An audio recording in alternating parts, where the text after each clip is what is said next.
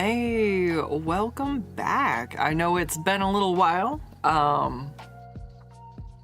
That's okay, life is life, but this lovely little pocket of Wednesday is for YouTube. So today, here we are.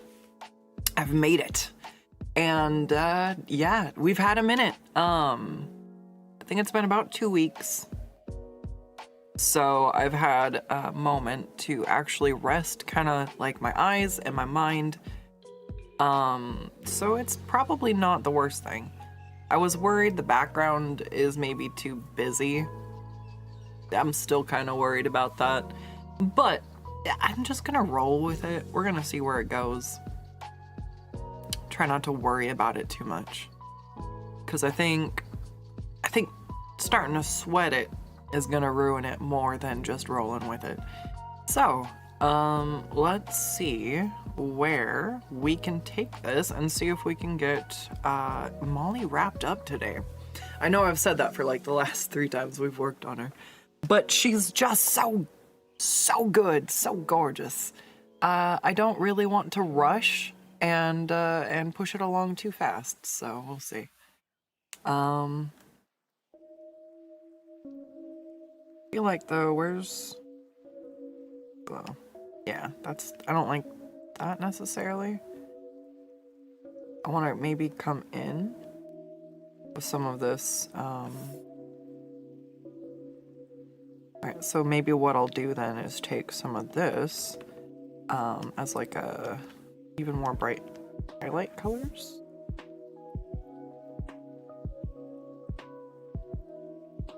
They're just not the same. All right. We'll see if maybe adding some of that in instead. Because I kind of want it to feel like the sun's coming through. I don't know. We'll see. We'll see. This whole thing has been an adventure, and I've just kind of been feeling it out as I've gone. Oh, look, she's invisible. So yeah, I think we're just gonna keep trucking on in that direction. It looks like I added a little bit of blue shift to that one. Okay. So let's channel the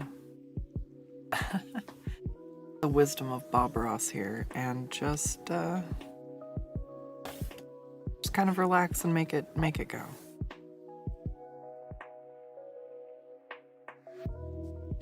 I feel like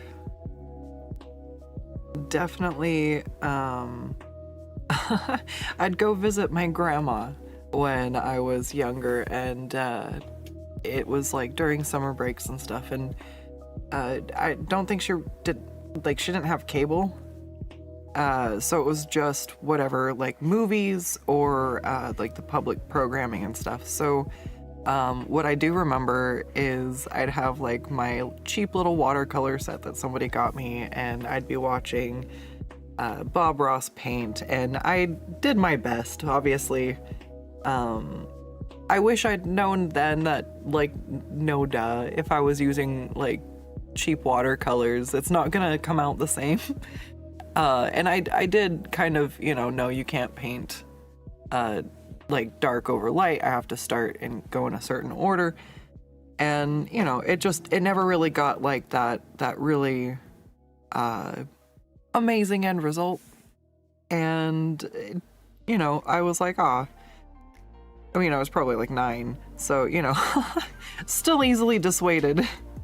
I was like, it's not, painting's hard is kind of what I got out of it. But now I know that medium that you're working in makes a huge difference. So you can absolutely make good art with cheap paint and like cheap quality products. It's going to take a lot more time and effort to make it look good. That's the trade-off. So I'm like, now I've had way more years of experience of working with different qualities of mediums, and up and down the scale, and so I know that if I were to spend time painting, I've done some pretty good paintings. So I'm like, all right, if I wanted to Bob Ross it, I could.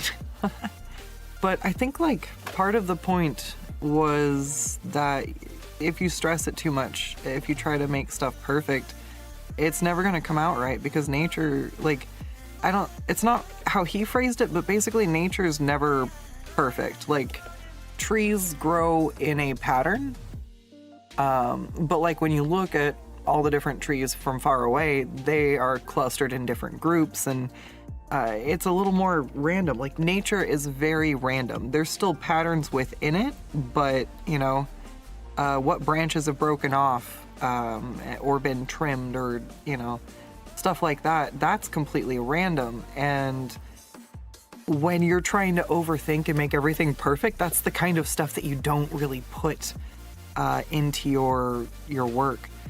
I was just trying to draw a really scrubby goblin, actually. The reason I took a minute to get on today is because I was finishing a commission. I was super close, so I just went ahead and finished. I needed to make one more minor change, and so I went ahead. I was like, we're so close to the finish line. Give me that dopamine hit, please. Yes. All right. So we have one commission done today, and that made me really happy. Plus, I got another rough sketch ready to move forward. No, two? Yeah. I'm getting all my rough sketches ready to go. I'm getting ready to just, like, start going on commissions. I've got like one or two more like save for work ones I need to work on, so I'll see if I can. If I do for some reason wrap this up early, we'll probably work on something like that next. Alright, pull up one of my commissions and finish working on it, huh? Fill the time. I would like really got to move most of those off of my shortcuts. I cycle through a bunch of brushes I don't use anymore to get to the ones I do, and I'm like, there's a way around this. It's called deleting the ones I don't use. Yes.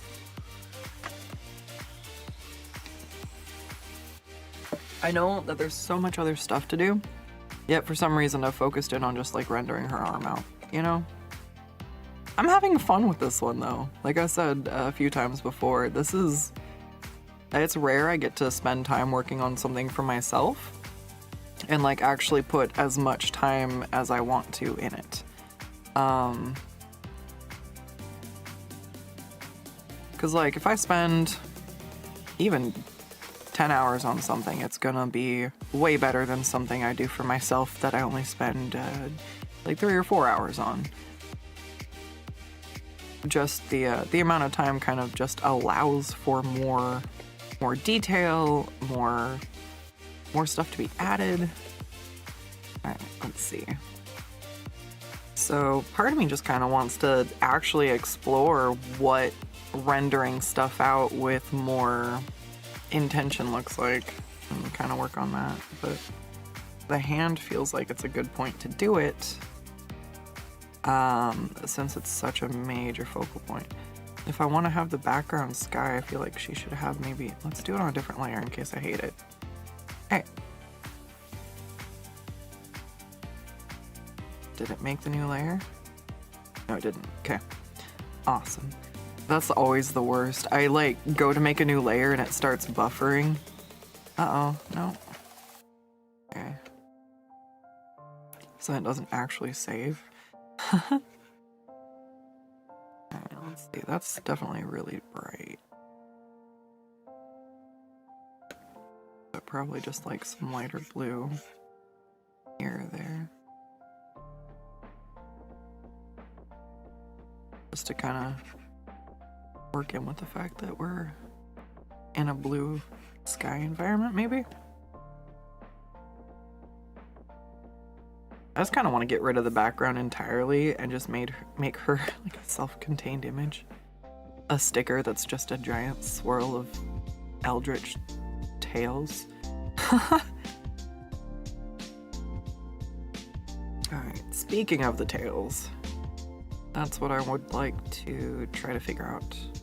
I don't want them to be so over detailed that they kind of start to take over visually. Like, I don't want the only thing that you start to look at to be all of her tails. She should still remain the major focus. So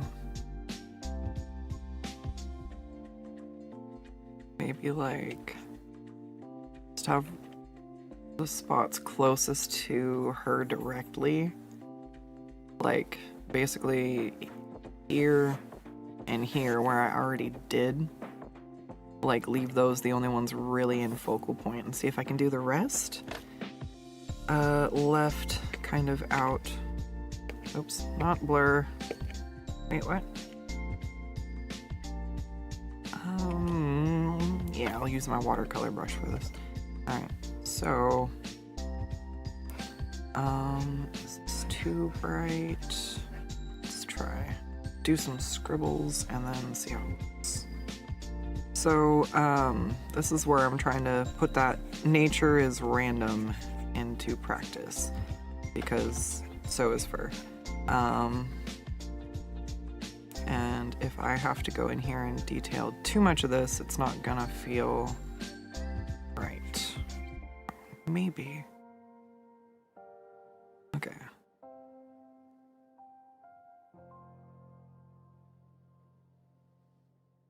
Try to shape some of these out with the shadows.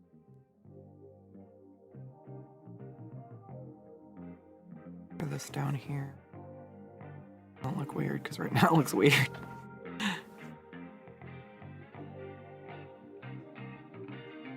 Oh, that worked. Ah! What am I doing right now? I don't actually know. I am laying down shadows and highlights while I am basically looking up over at this image here. Because what I want is for it to look right zoomed out. I like that bottom edge well enough. I just don't know about through the middle. Because I want it to still feel like its volume is pretty up there. Got the big floofy tail. I want it to feel big floofy. Unfortunately I might have to redo that bottom part though. I don't know, maybe it wasn't dark enough to feel like it's actually wrapping underneath. Yeah. Alright, so I usually like to start a little bit darker and then work lighter. Which is really interesting considering the fact that I've done traditional medium most of my life, where you want to work light to dark. But for some reason, when it comes to digital art, I really prefer working backwards. And I don't know why.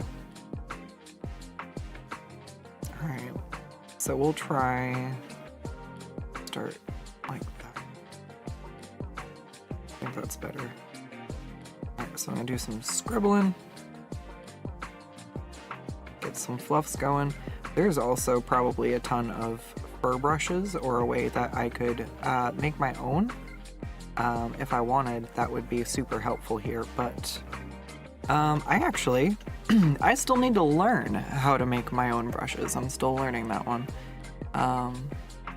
That would be a fun tutorial. See if I can, because I've tried and it's the tutorials that confuse me. I don't get it. But it has also been a while since the last time I tried. So there may be some new helpful things.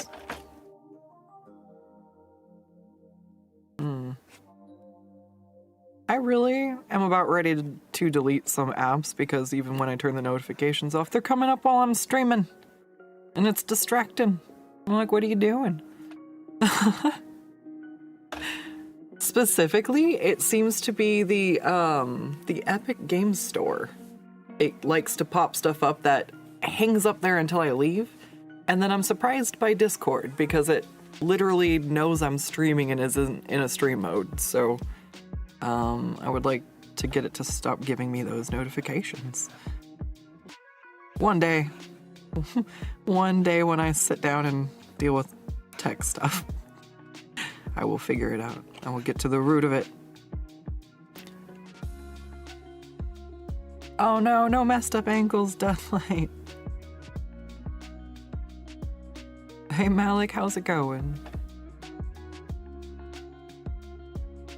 Okay, so I think we got some progress here. This is very floofy.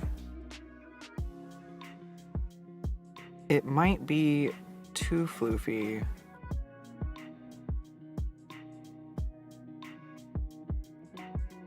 I'm just gonna keep redrawing this till I like how it comes out, though. That's kind of the goal here. Basically, one of these times I'll like the way it came out. I'll start to grasp how I like to do the flow, and then the rest of them should come out once I figure it out, because that's kind of like where I'm stuck. I want these to feel like her tails are fluffy, but I don't want them to be too distracting, and I can't seem to get them to feel fluffy yet not distracting.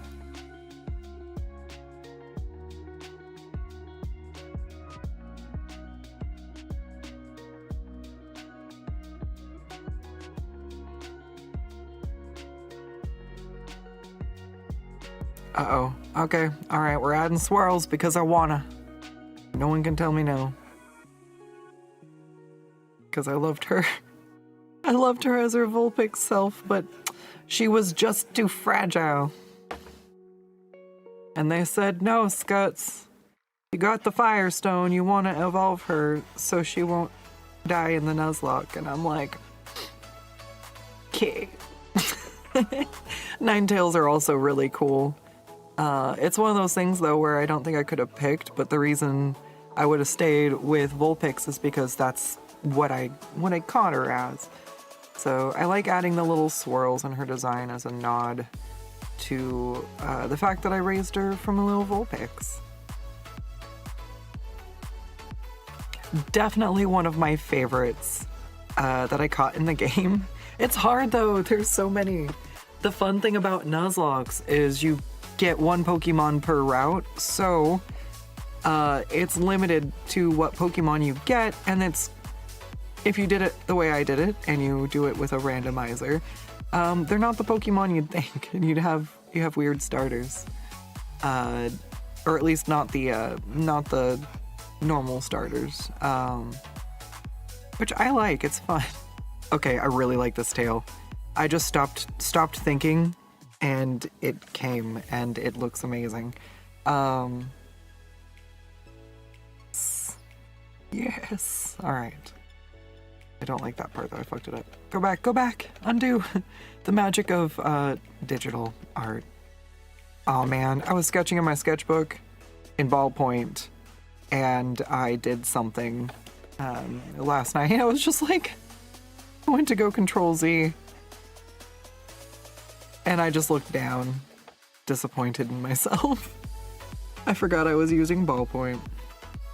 But it's all good. I was just doing a, like, silly doodle, so there wasn't anything, like, too crazy to ruin. It was just a random sketch, so I was like, dang it, but it wasn't like when if you make a misstep on commissions or anything, it's a lot more distressing. I don't usually take traditional work for that reason. At least not as commissions, but I still like to do it for myself, so I tend to make the mistake frequently, which is why I'm still hesitant to do a lot. Like, pencil sketches, yeah. Like, if it's something I can erase, I've liked combining my traditional sketches and then doing line work, or not line work, doing digital shading underneath, and it came out with a really, really interesting, like, just a whole flavor to it I just love. And I would love to do it more. But I need to get a scanner. Oh, that's why I haven't. It's not the same when I take pictures of it because the way I overlay it as like a multiply or what is it? I think I usually either use multiply or darken. So if I get a scan, it's very clear the difference. Oh no, your ankle's already swelling. No! That is no good. You definitely want to get off of that and keep it up. That's speaking from experience. That's no good. Oh,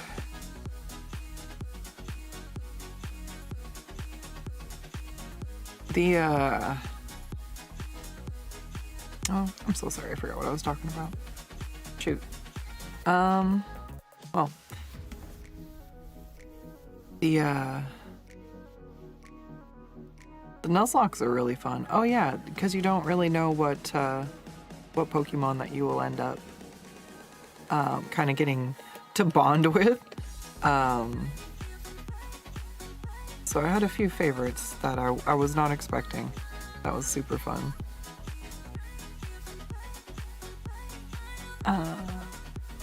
Alright, yeah, I'm pretty sure I kind of like this like flowy look over here with like the gentle swirls looped in.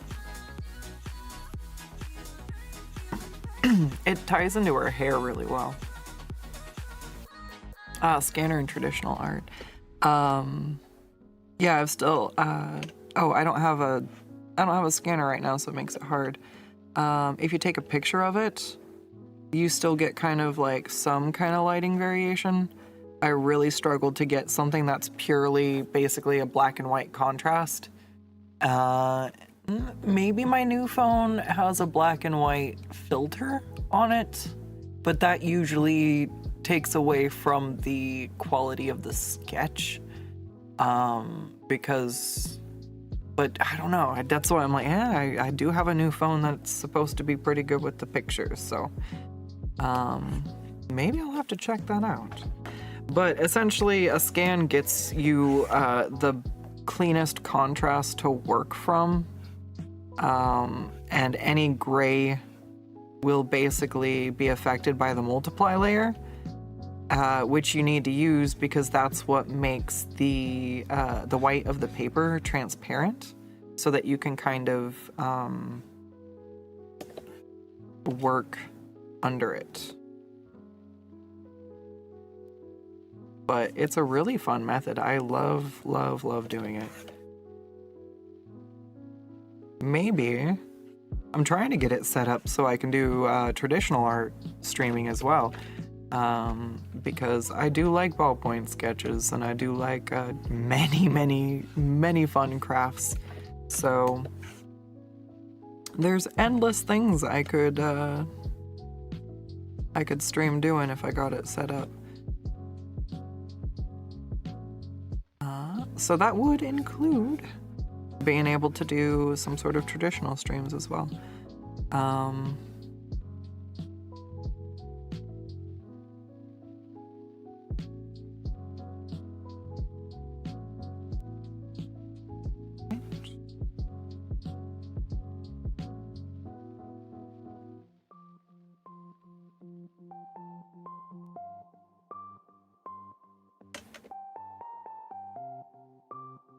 Comes up in a person.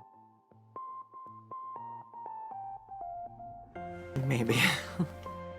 Let's see. What are you doing? Oh, it's saving. Oh.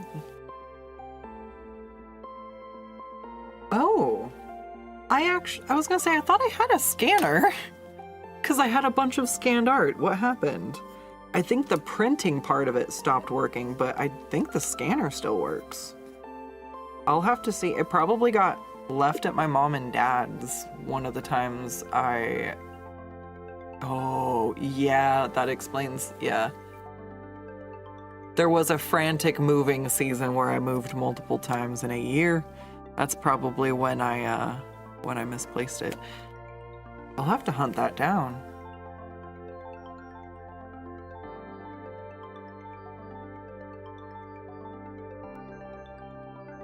Maybe maybe my mom's seen it somewhere.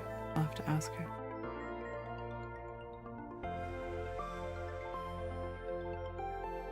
All right.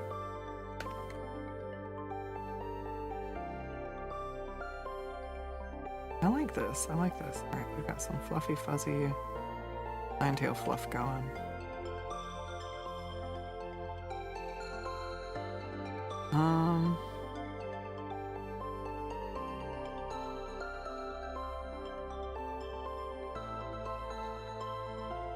I feel like I'm trying to not like mess this up. I'm like, all right.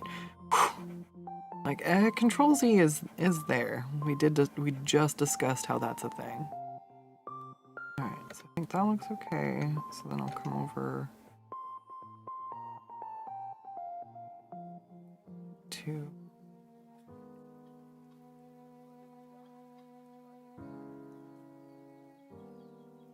nope, too busy.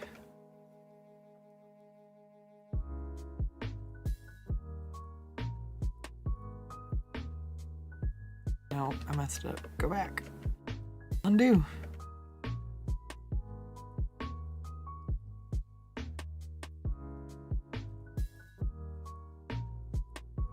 Nope. What if I just obscure it and blur it? Not sure I like that.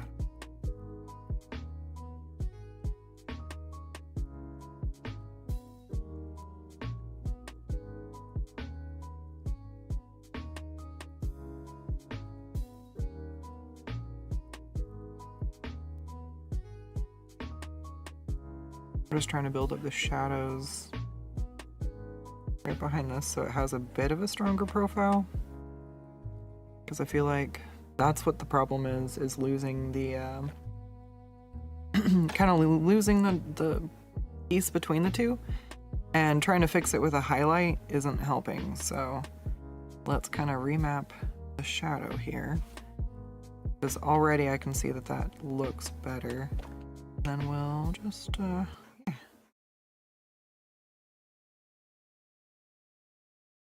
Where did my music go?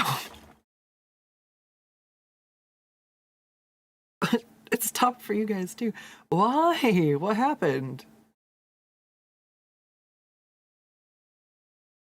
It's still going. What happened?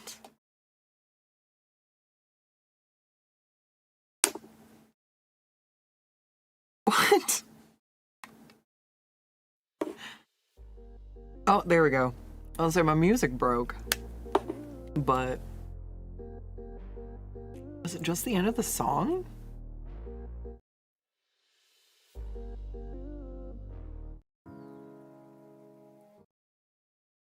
No, come back. What are you doing?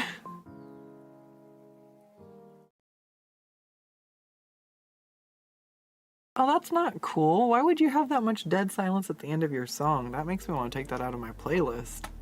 I legit thought my like music quit in the middle of a stream. All right. Which one was it? This one?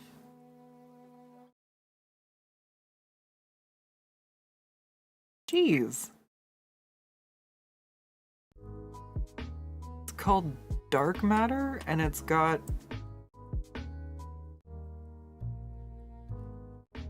a good chunk of silence at the end.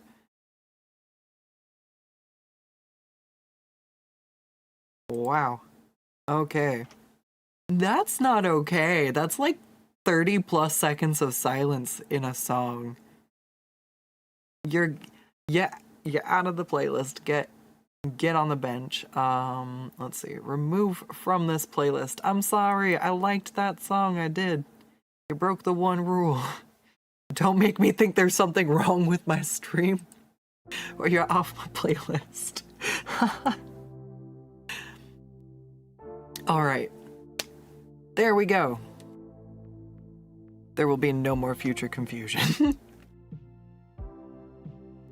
Fool me once. That's it.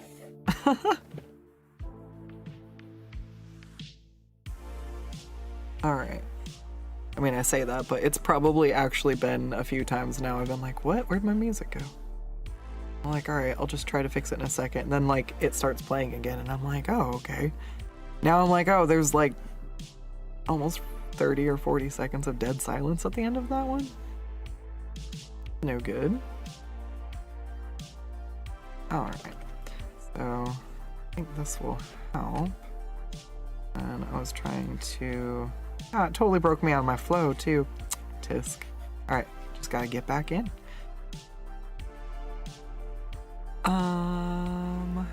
Yeah, I like this, So let's try to kind of,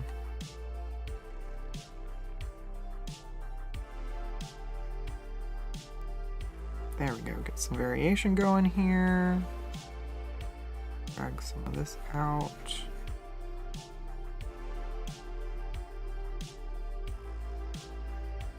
Kind of obscure.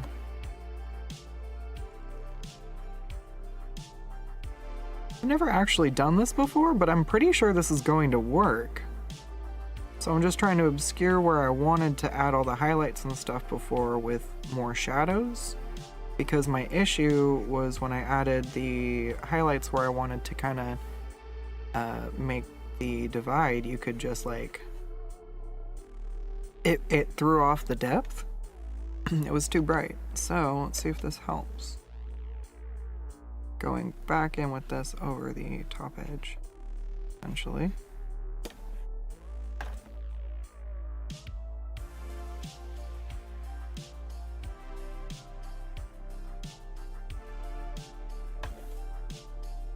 Alright, so that's...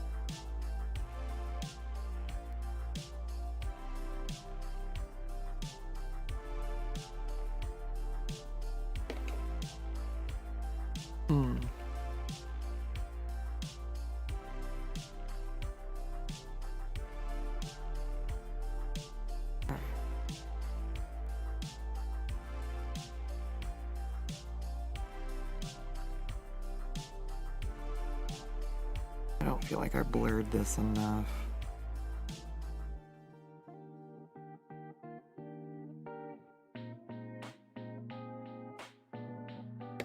Alright.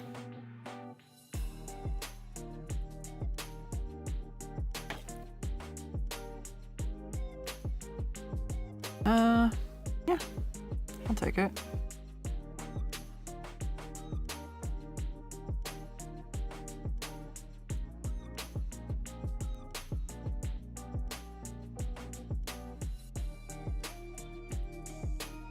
Alright, kind of loose down here, maybe. Keep the brush big. Kind of just do some big sweeping strokes here. Maybe I can do another swirlish shape down here. Does not work. Nope, nope, nope. Back. That does, that does.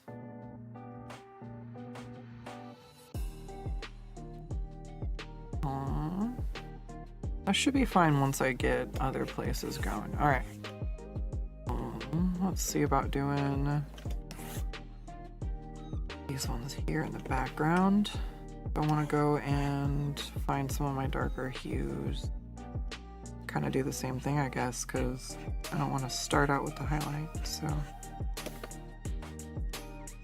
ever so quickly kind of come in here, give it a... Yeah, all right, I like that. I like it. It's good. It's good. Add some more shadow in here because it looks like that tail would actually kind of be back recessed a bit for. Alright, so come in here with the same thing.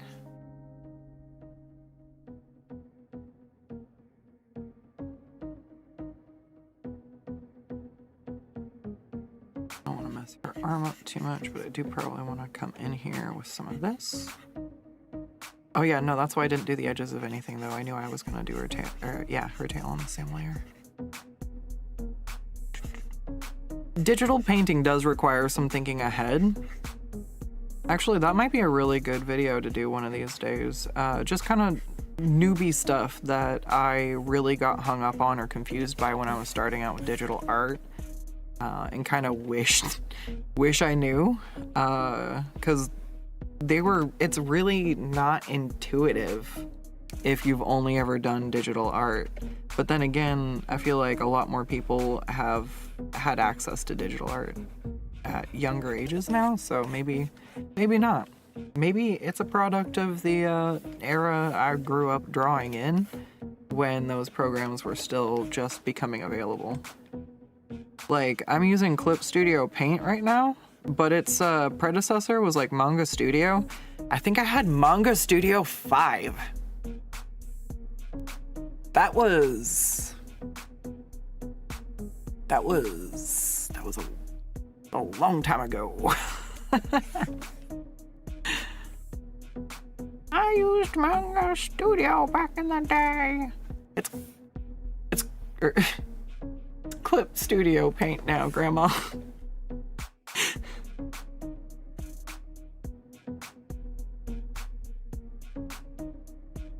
It was really cool though. I remember it having like some animation software or something with it. I did not understand how to make it work. I only got the preset like character builds they give you to kind of just like flail their arms around in circles, because I didn't understand anything about key points or how animation worked. But it left a memory. It left a memory for me. It's interesting to see where the program's gone. All right, there we go. We've got a little bit of fluffy kind of texture going in the back there. Come in just ever so gently with some... No, I'm gonna leave it alone. It's gonna be far in the shadow. That's fine. It gives some good variation for the depth of the tail too, so. Holy crap. All right, let's do a save.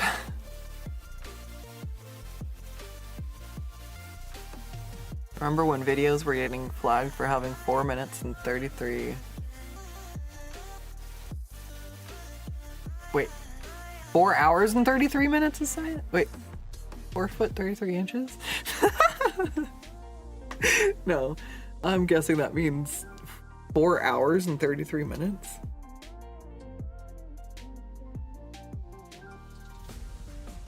Sorry, I've been measuring a lot of furniture trying to see where stuff will fit if I rearranged my office. So the first thing I thought of was feet and inches. I know that was not not the most logical conclusion to leap to.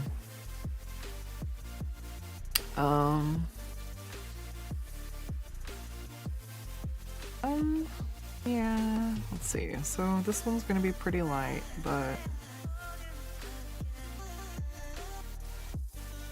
I want to have...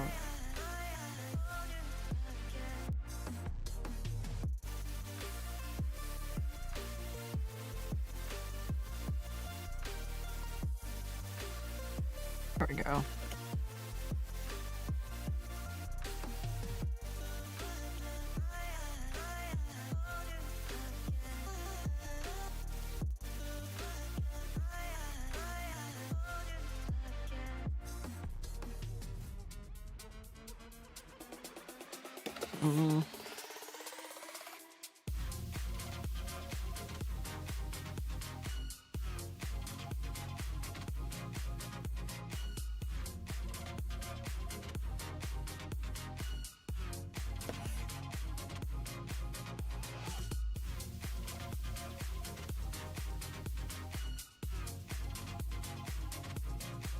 Okay.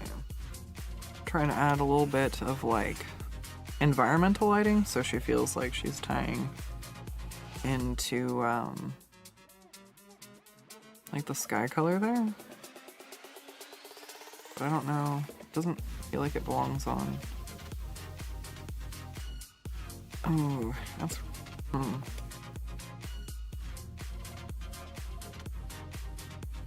Maybe it just doesn't need to go back up as far.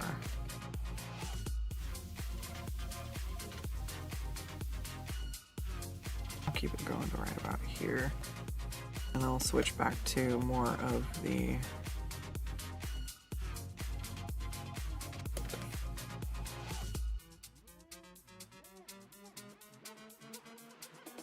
I don't know, we'll see. Don't actually know how I want to do this.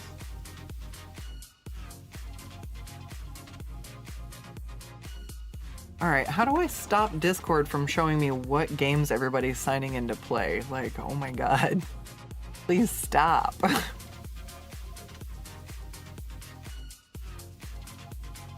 Notifications.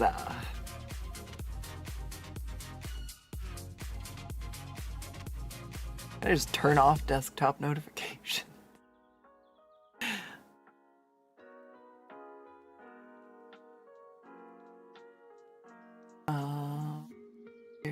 Sound. Yeah, I'm not seeing anything about. All right, I'm just gonna see if that fixes it.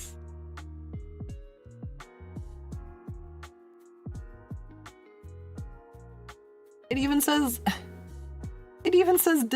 disable all notifications when in streamer mode. It's checked on. All desktop notifications will be disabled.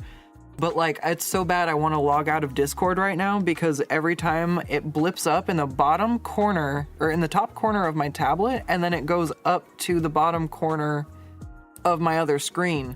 So I'm constantly watching something flicker from one screen to the other in the corners, and it's really distracting.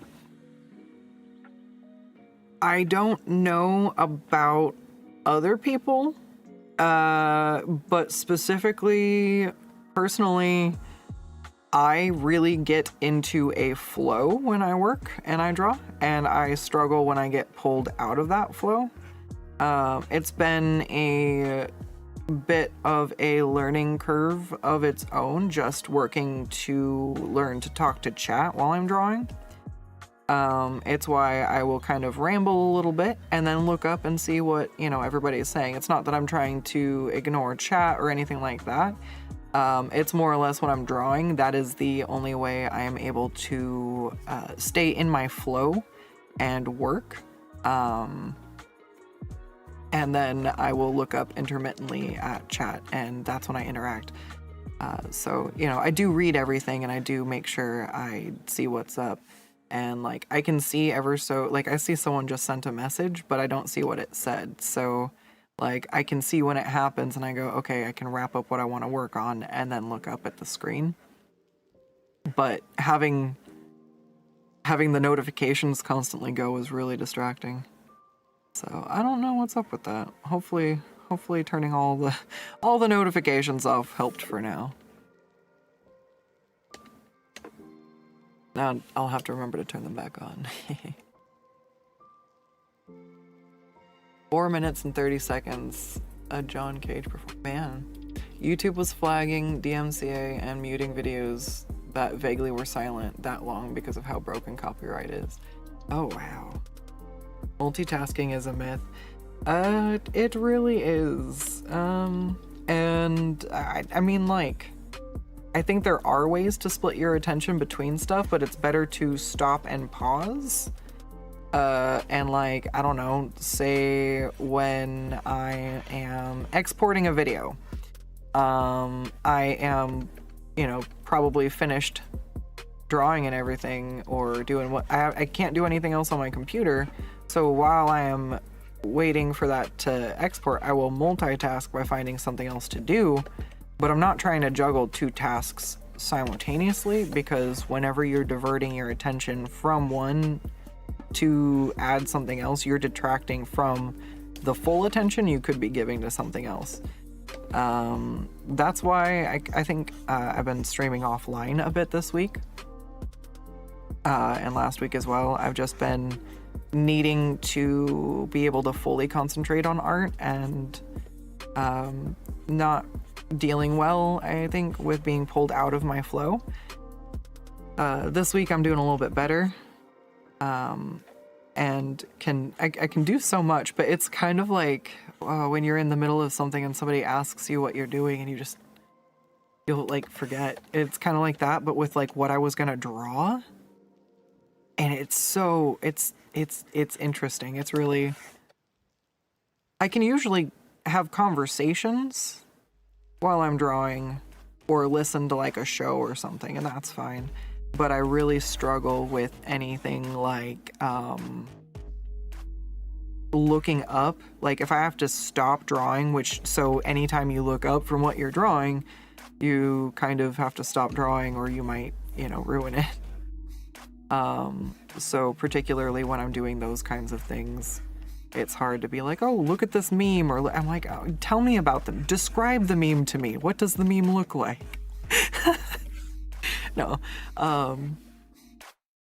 But I can still be like, oh, haha, that's funny. But if I have to look up and see it, then, maybe I'll wait till I can look up to go look at it, or till I'm done streaming. But I'm just that way with art, particularly.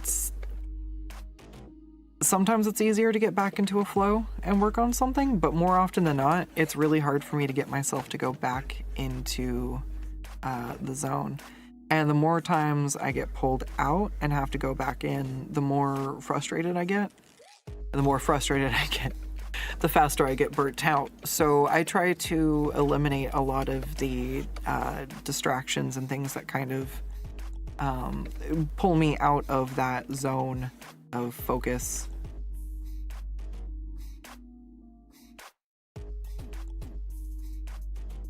So I'm like, just my partner's always like, he'll be cleaning and I'll be trying to stream and he's like, where do I put this? Where does this go? And I'm like, put it all into a pile and then ask me all at one time. It's not that I don't care, but if I'm trying to draw, it's really hard to like stop every 5 to 10 minutes if I'm in a flow where I'm like, no. I try not to work days that my partner's home, just because then it just kind of removes the annoyance or the possibility of distraction, etc.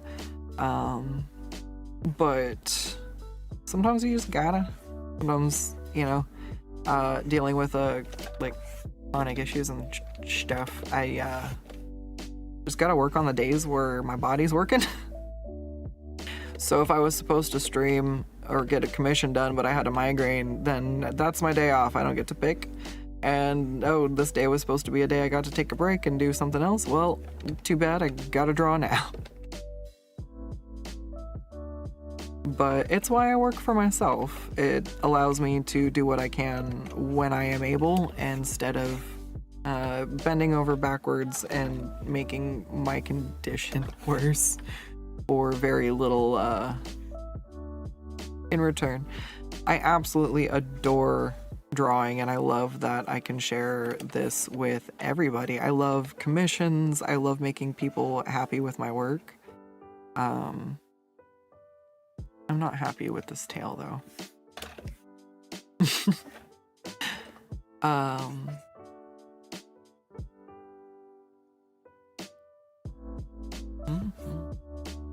It's really interesting to me. I feel like if I drew more fan art and stuff, I could definitely grow my following a lot quicker.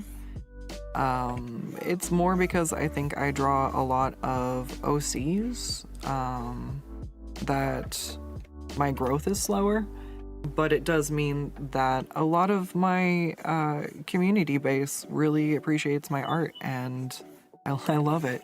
It just, like, I don't care if something gets 5 likes or 1,000 likes or goes viral for 1 billion. If I deliver it to my customer and they love it, I am happy. My satisfaction has been, has been achieved. I'm good.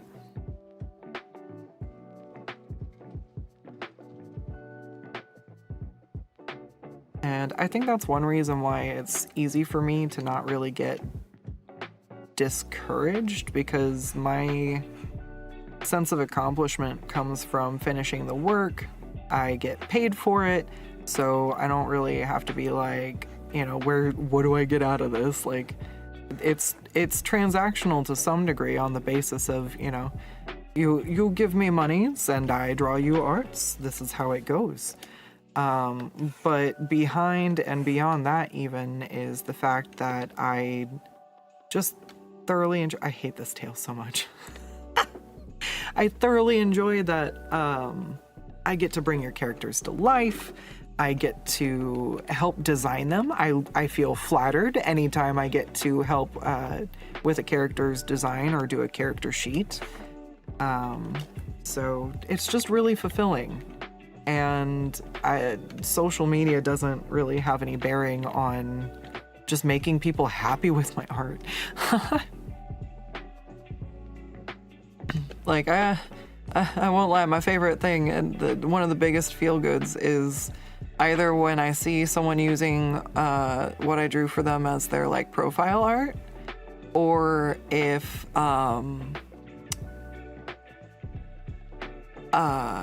somebody shows me that they got something printed out and they put it on their wall. I'm like, oh, it was that cool that you printed it. Yes. Like, duh, absolute delight.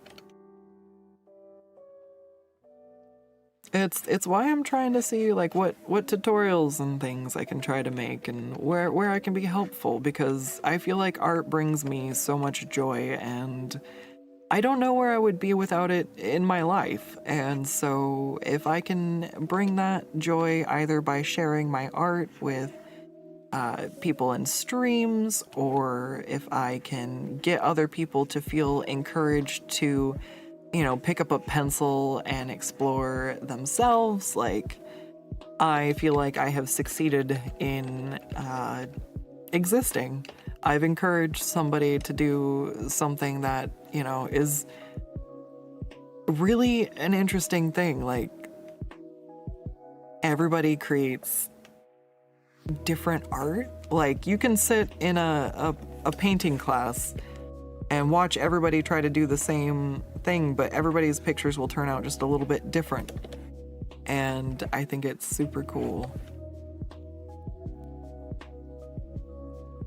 It's what makes, like, I don't know, it's what makes us so unique.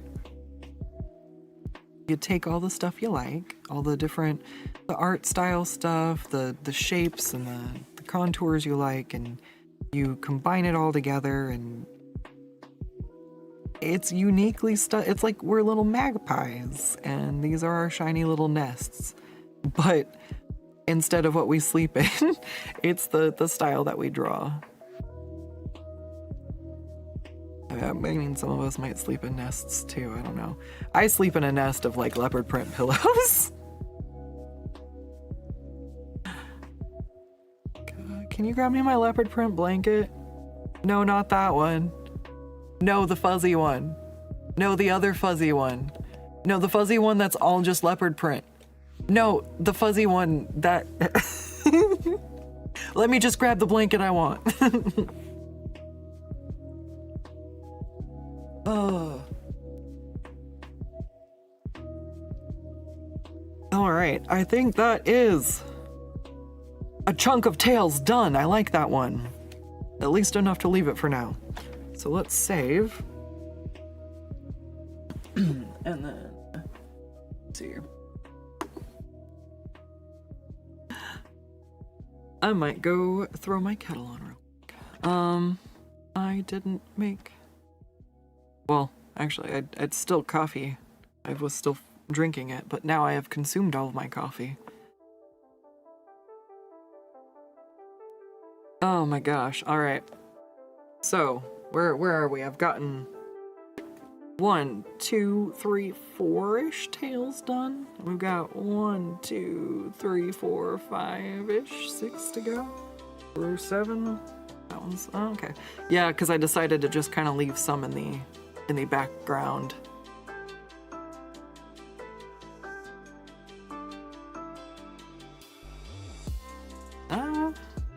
Alright, we'll see.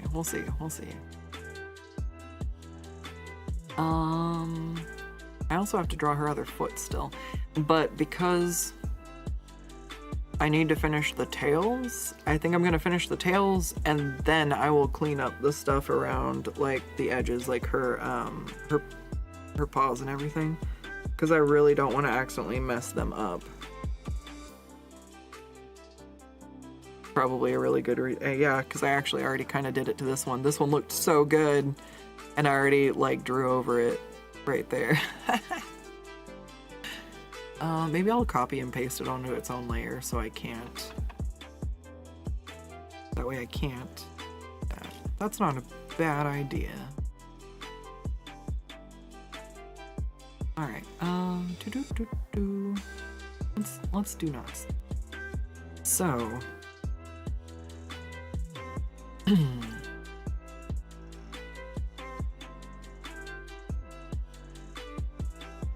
I like this. I think the subtle fluffy like that is a lot better than having a bunch of small tufts.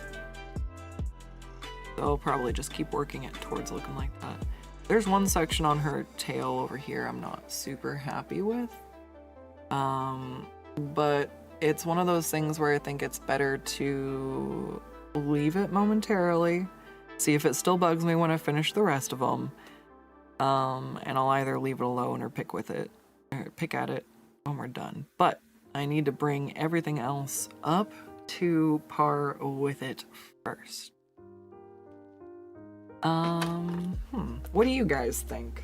I think she's looking really good so far. I mean, I still need to like finish cleaning up her hair and everything, but once I finish the tails, I can come in and start completely like finishing the rendering on everything else.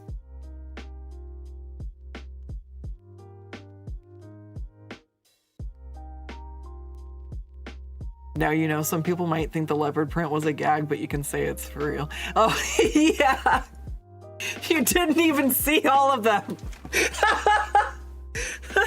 Oh, I've had to put a couple in a suitcase just so I don't have 1,000 blankets everywhere, but if somebody gives me a leopard print blanket, like, I love it.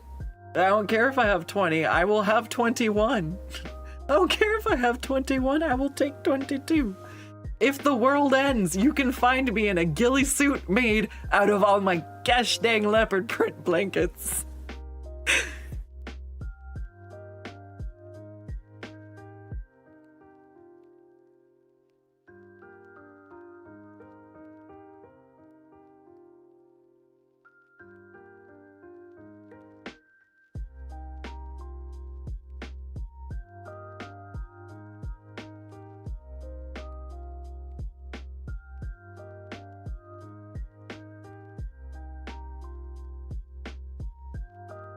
You're loving this. Me too. I'm really excited. I think this is actually the most polished painting I've done in a long time. Like probably since 2018? I've done some like 1 hour speed paints and stuff, so like I've done paintings in between then, but like I'm trying to actually think of the last time that I spent like as long as I wanted rendering something that wasn't a commission.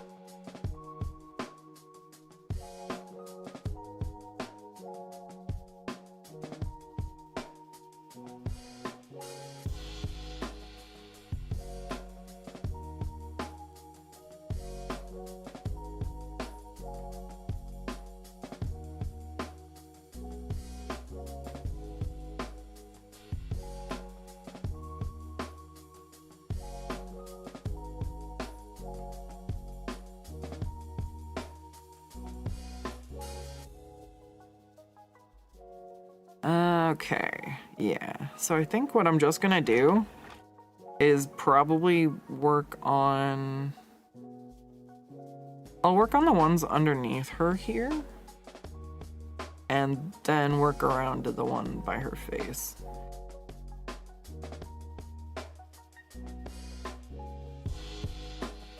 Trying to decide. I almost want to take like some of the deeper shades. I think I just heard my kettle finish boiling. Because I'm sorry. I do need to just run off and get some tea real quick because it does take quite a bit of moisture to just talk nonstop, so. I'm tempted to insinuate the extra tails layered behind these spots, but I don't know if it's more distracting having them be filled in, or if it's better to have them blue.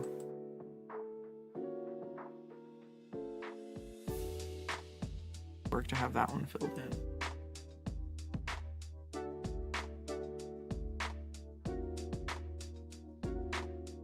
Be a void of tails. No, because I added the blue on her.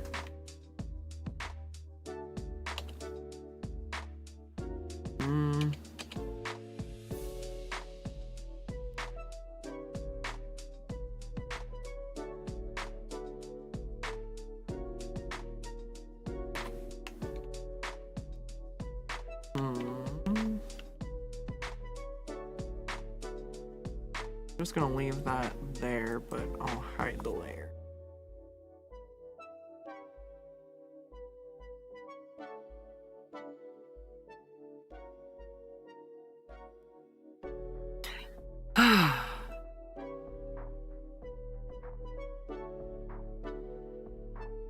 You know, I almost want to draw that top as a bikini top, just because, like, or like a swimsuit.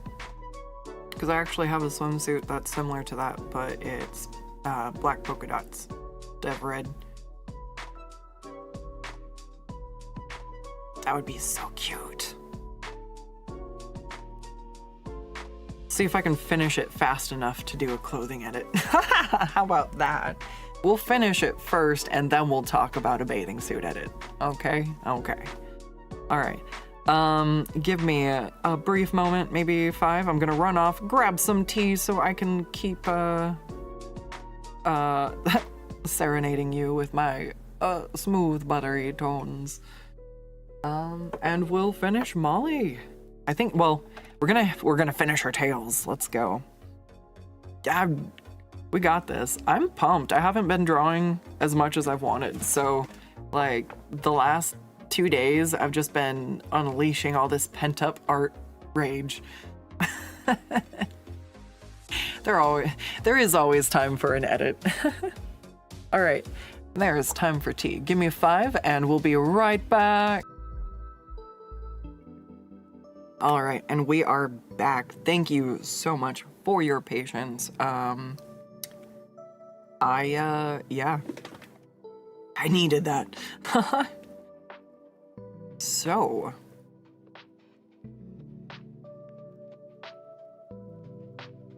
back on to this we go. Go take the darker shade again, and we'll just start there.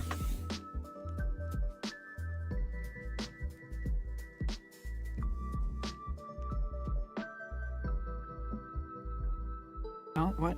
Oh, we're on, there. I'm gonna say that's the wrong brush. That's gonna definitely cause me some problems. Okay, so it's definitely in the shade. Probably use a nice little swirl here. Sounds good. Looks good. Feels good. Let's roll with it.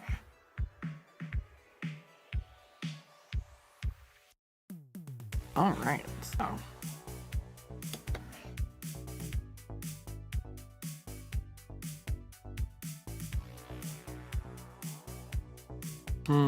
Oh, if you have a favorite Pokemon, like even if you haven't played Pokemon and you've only like vaguely seen some, if there was one that you were like, oh, that one looks cool, what one would you want on your Pokemon team? Because I would say Vulpix / Nine Tails was definitely on my list and one of my top favorites. And so was Dratini, and Dratini was my starter. And then it's a Nuzlocke, so she fainted. And then I low-key, like, screamed on the ground a little bit. My starter was a Dratini, and I unalived it. Though, there's a part 2 to Soul Silver, and I thought it would be fun, since I regretted so much not making it to the Elite Four with my starter, that if I play the second half, I will retire all of the Pokemon who I used to battle the Elite Four. I will use my other revive to bring back Light, actually, is... So I'm streaming the games, well, I was currently. I'm taking a break from playing Pokemon at the moment, but we will go back to it. And you can redeem stream points to name Pokemon after you. So Deathlight had redeemed a couple of Pokemons, but has been my starter Pokemon every go so far. So shout out to you, Deathlight, for that. The real sad one was the Cubone.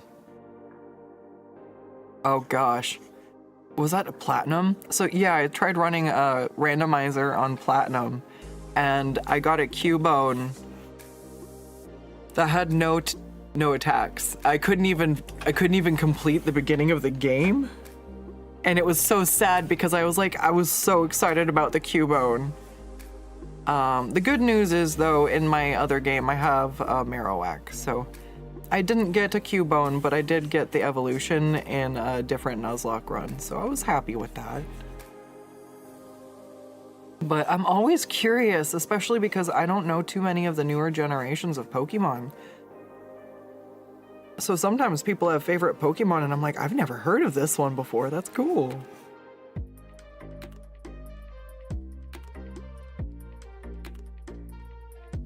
It's also how I lost a lot of Pokemon.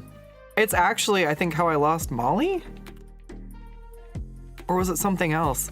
Basically, something I didn't I was like, oh, what's that? Oh, it was an ice type. Oh no, it was for Night Song. My, oh gosh, what was it? My Garchomp. Maybe don't. Maybe don't name a Pokemon after yourself.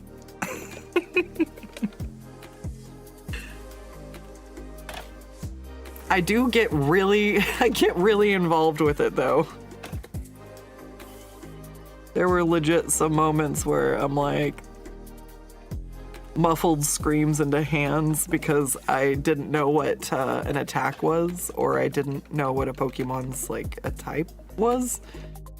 Since we were playing randomized, so there were a bunch I didn't even recognize. It was fatal. It was fatal more than once. Overall, the most fun I've definitely ever had playing Pokemon. 10 out of 10. I would recommend it.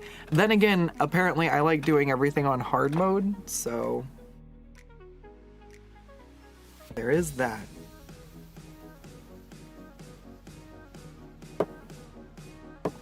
I don't know if I like where I went with this tail. I was trying to add the swirling over there. I guess I can go ahead and try shading this and see what happens.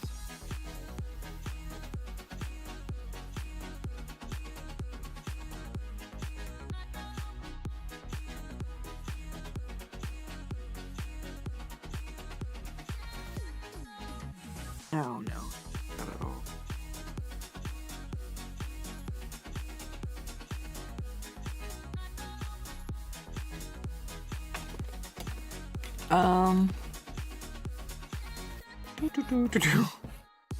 Sorry.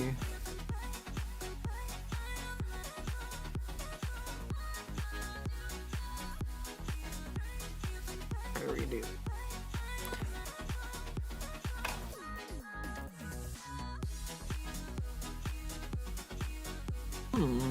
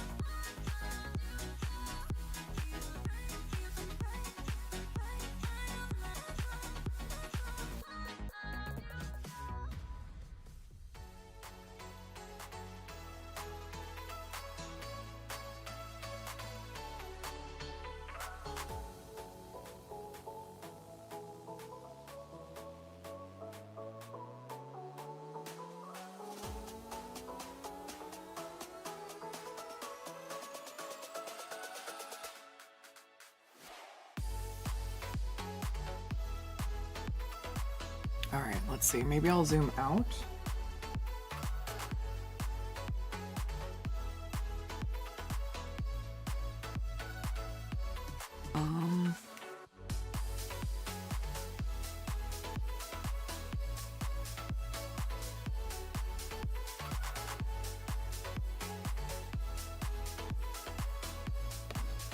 Let's try.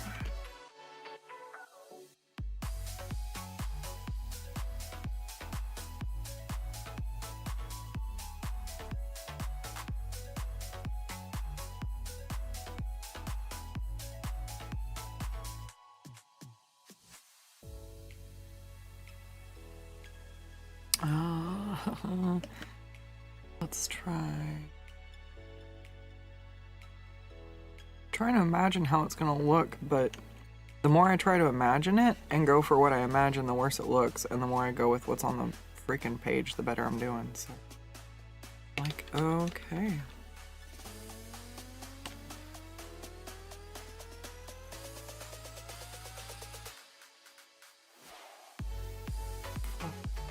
Here.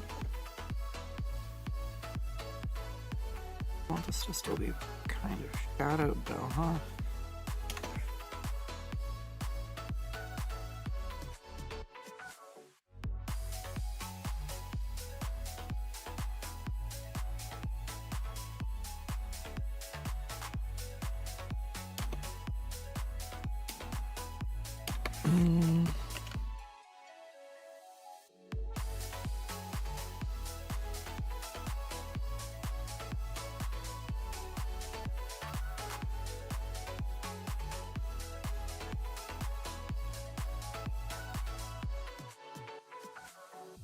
How far back can I erase? Am I erasing anything that I like? I think so.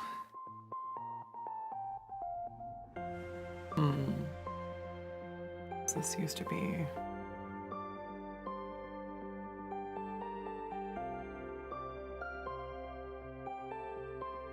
So, okay, I have a weird trick. This is my supreme trick after 10 years of digital art. Actually, no. Yeah, no, this isn't just applicable to digital art, it's just easier, I suppose. But like if you squint and kind of blur stuff, you can kind of look more at the contrast and the shape and the silhouette of things rather than getting focused on the details. So I'm trying to use it to make sure the volume looks like it's placed right. I don't know why I'm having issues trying to put a swirl here. I really, really want one. I'm determined to make it work. I will make it. Oh. Actually, we're getting there. I hate this less. Let it be.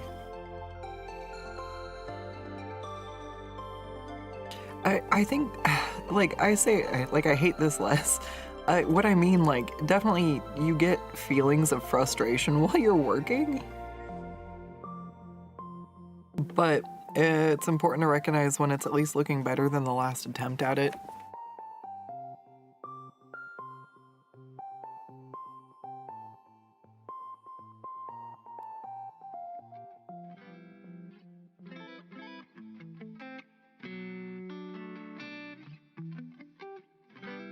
All right.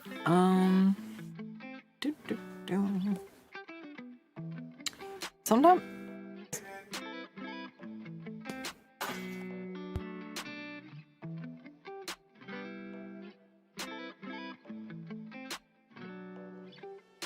All right. Sorry. What was I saying?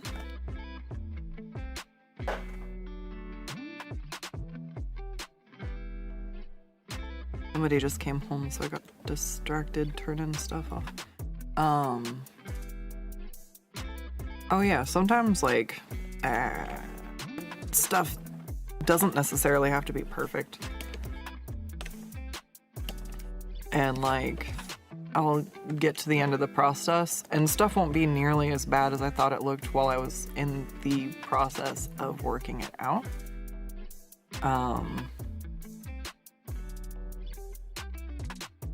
Still feel like we're in the eldritch tangle of bluff.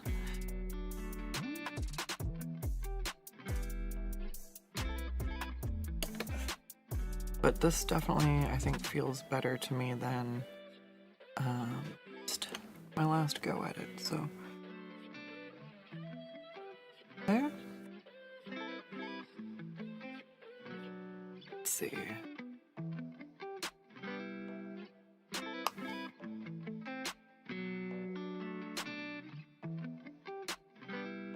Because, like, I think we just get too picky sometimes. But it's also, I think it's the same reason why it's good to take a rest. Or like why, you know, they used to say, like, Einstein used to take naps when he was trying to solve stuff, or if you need to think on something to sleep on it. Like, when you stare at a problem so long, it starts to...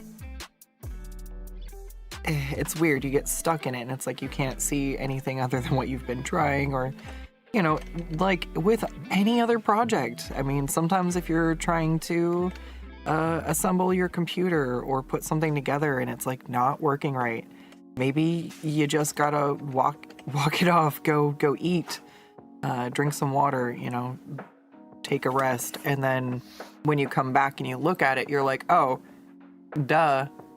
It goes together that way, but you're not frustrated by it so directly anymore that you can actually see past those things. I tend to find that it helps me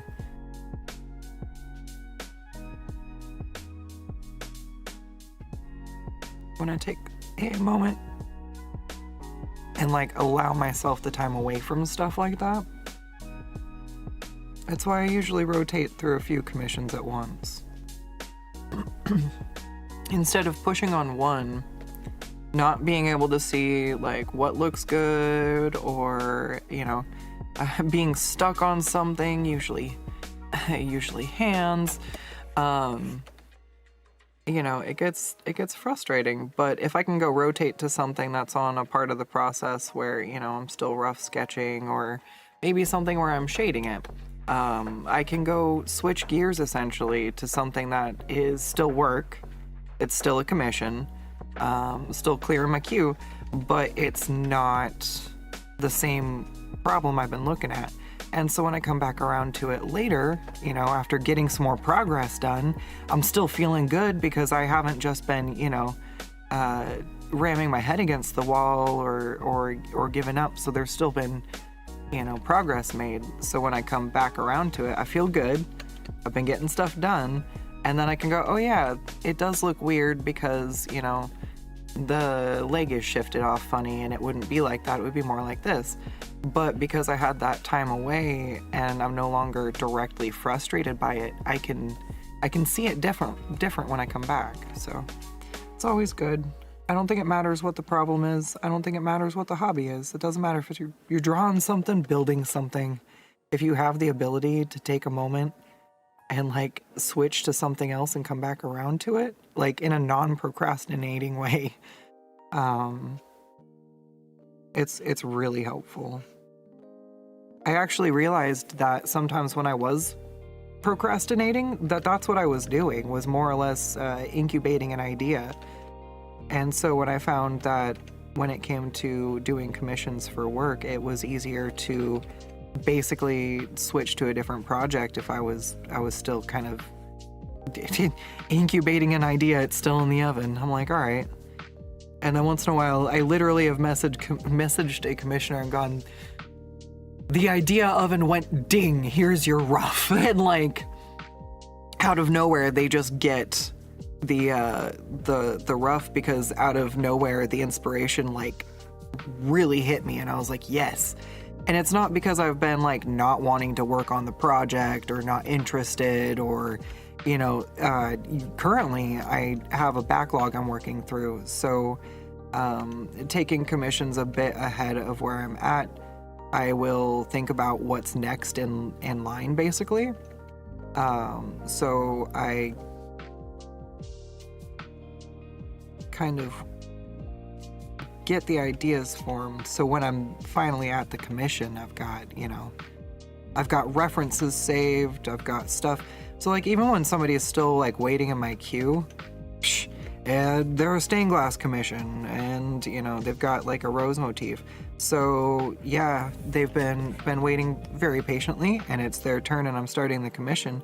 But in the time I've been working on other commissions and they've been in my queue, I've been pulling up things that I feel like are good references and good material. So instead of being hung up and looking for it at the moment, like if I have the opportunity, preemptively start gathering references and ideas. And so it allows me to still be progressing forward, but letting some of the ideas kind of marinate and kind of find themselves. I don't like what's going on here.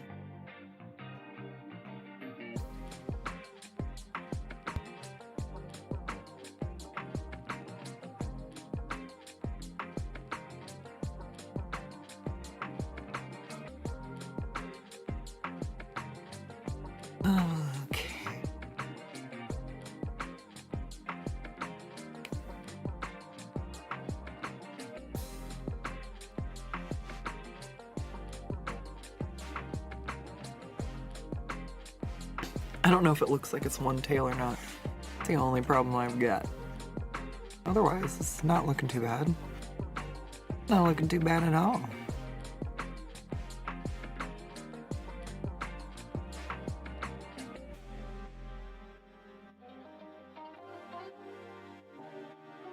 Okay.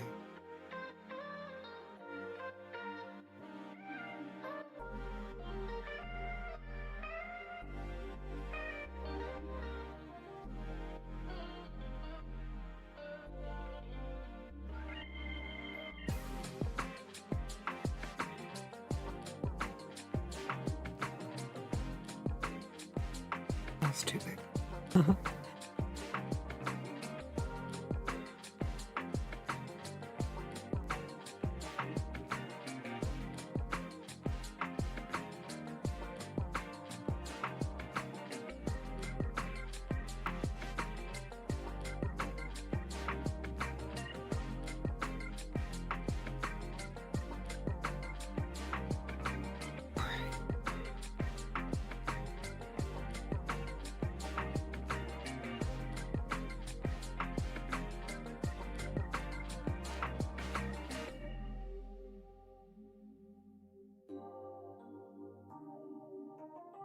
That's another thing too, Deathlight, for sure, is sometimes you don't notice it when you get back.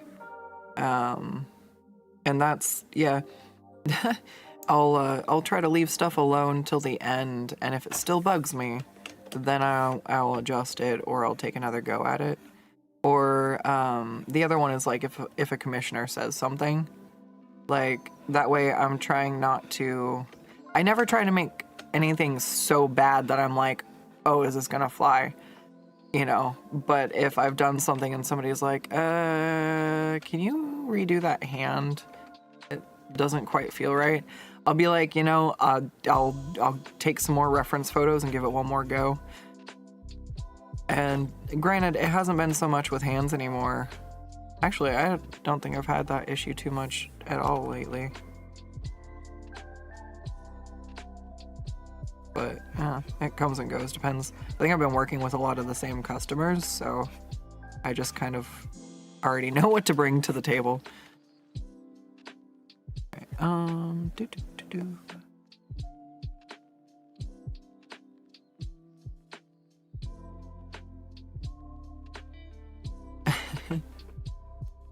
I can do graphic design work, but I joke I only do it for friends and family.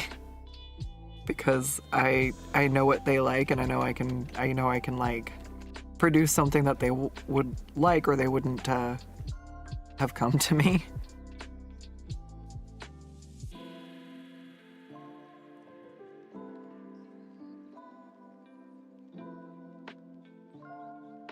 I think that just comes back to my graphic design class, though.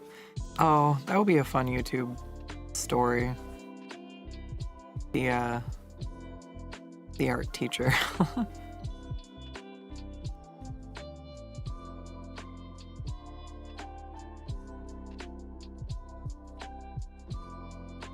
Alright, I like that. Just don't like the tip, I suppose. I feel like it looks too, I don't know. It's too monotonous. I don't want it to be too busy either, so it's a good point.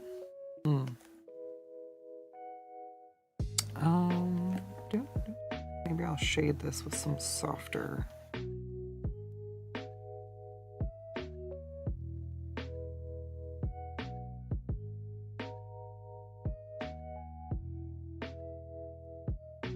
That's a lot better.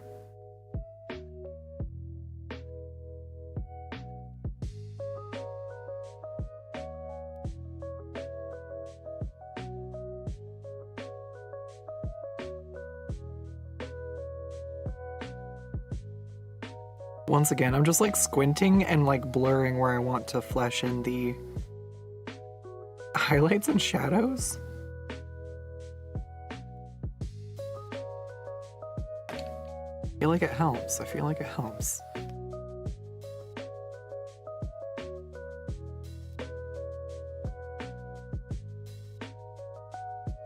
I don't want to go that bright though.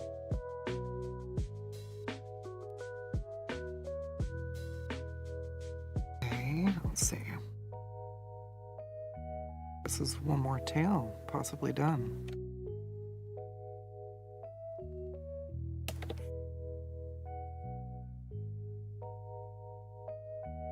I didn't want to do that because the one behind it might mess with it.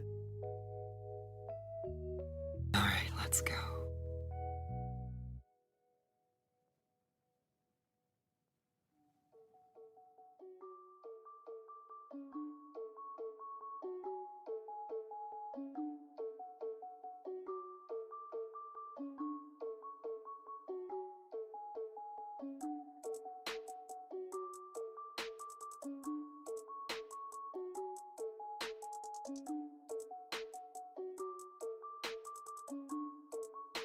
Alright, I think that's actually the problem down here, is what I did up there would benefit down here as well.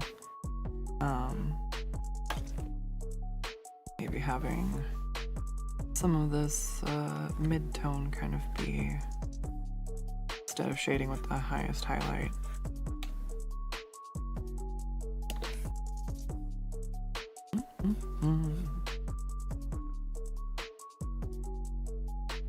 Trying trying to think, like, what other fun Pokemon are my favorites?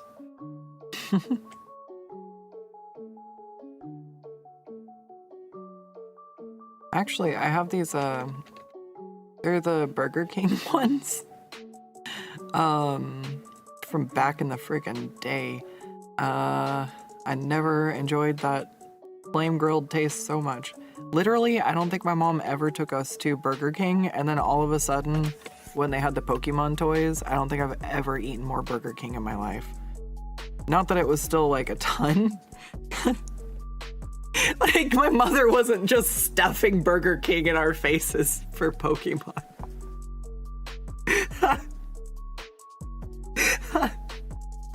Though I did draw a picture of her catching Skuttz and saying she was gonna trade her for a Pikachu, so I'd be cautious about that. But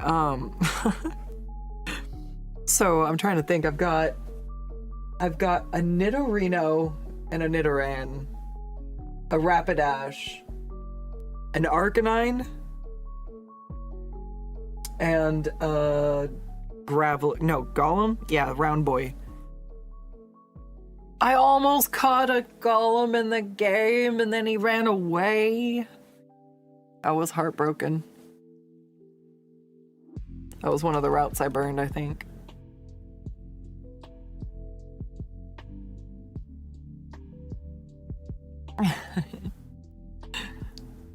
I never got a chance to play the Pokemon games as a kid.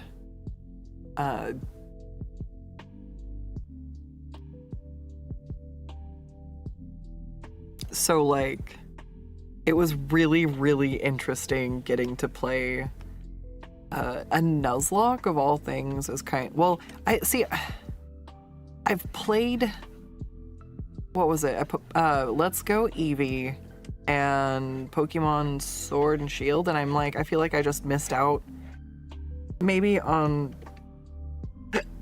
excuse me, on some of the nostalgia there or something, because it was fun, but I didn't like walk away going, oh my freaking gosh, I love Pokemon so much, I need more Pokemon right now.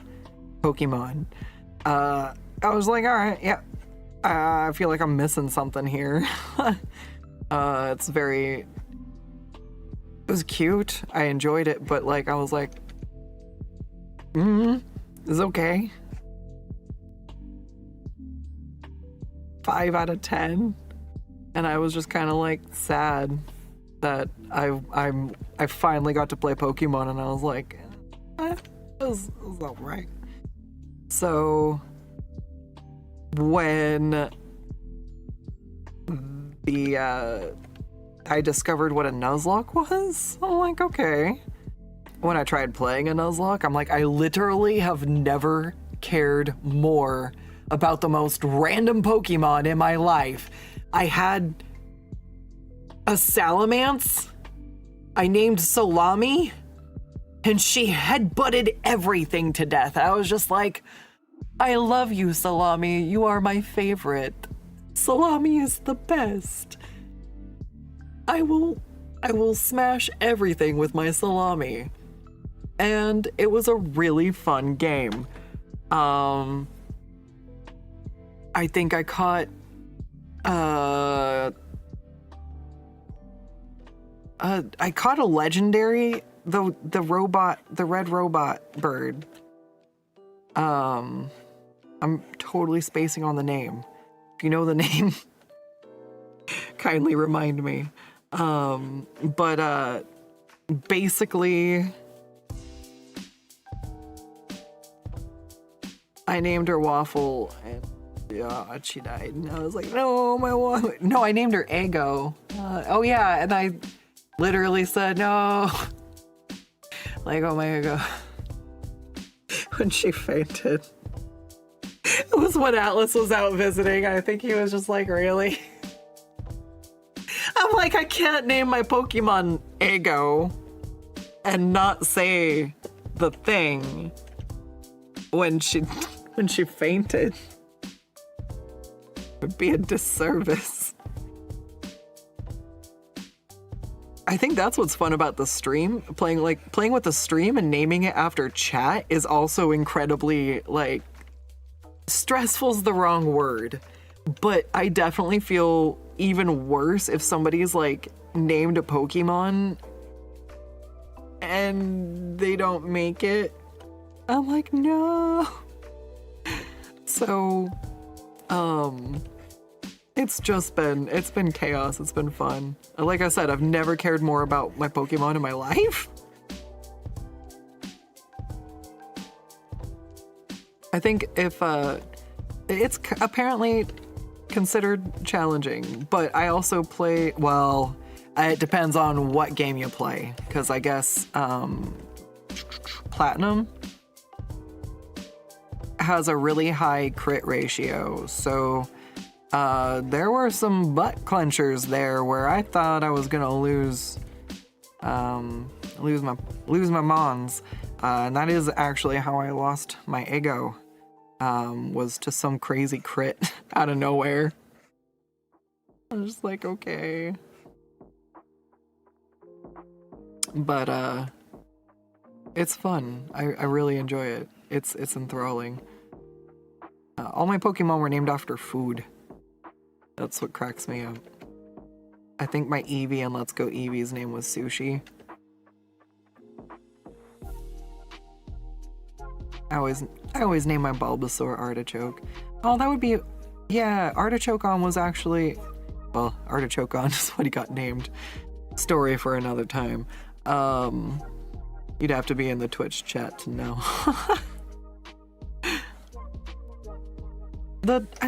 I like the YouTube streams are a lot more chill because I like the redeems and I like the interactivity that Twitch offers, but it's more fun for games, I feel like, than for drawing. Just because, like I said earlier, it's really hard to multitask, like drawing and paying attention to a lot. So I can look up at chat and say, you know, how's it going, and read what everybody's been saying. But it's not the same as like Twitch, where it's like you're almost like on-demand performance. Like, I've redeemed hydration. Drink your drink now. Like, okay. Let me stop drawing so I can put water in my face. It's interesting. And like, I can get rid of some of those redeems, I suppose, and replace them with other things. But the point still remains that the culture on Twitch is really interesting. I wish Twitch did some other stuff better because there's fun to be had there, but I'm just not overly motivated to focus my time streaming on there right now, so while we're hanging out over here. Alright, so we got another tail. I think this is actually going really well. I got this one in the bag. Really have to be... Oh, I did this one earlier. I had to delete.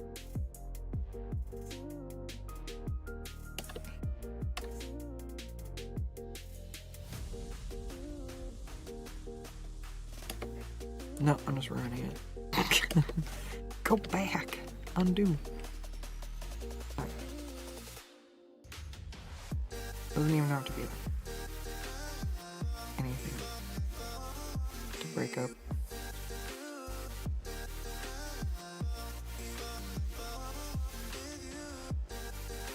Alright, so there's that one.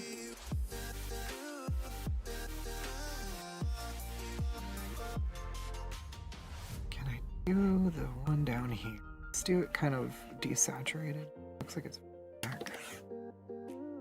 Alright, let's go as fast as I can, maybe. No, I don't want to go fast. I'm not feeling Sonic the Hedgehog right now. I'll just keep going at the rate I'm going, that's fine.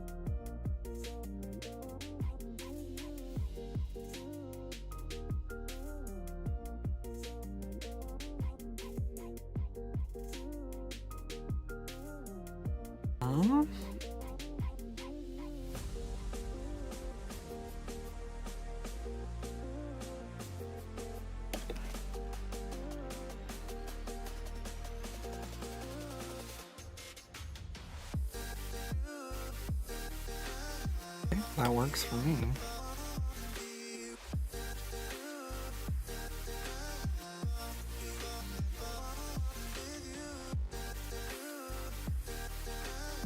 Don't know how I'm not famous yet.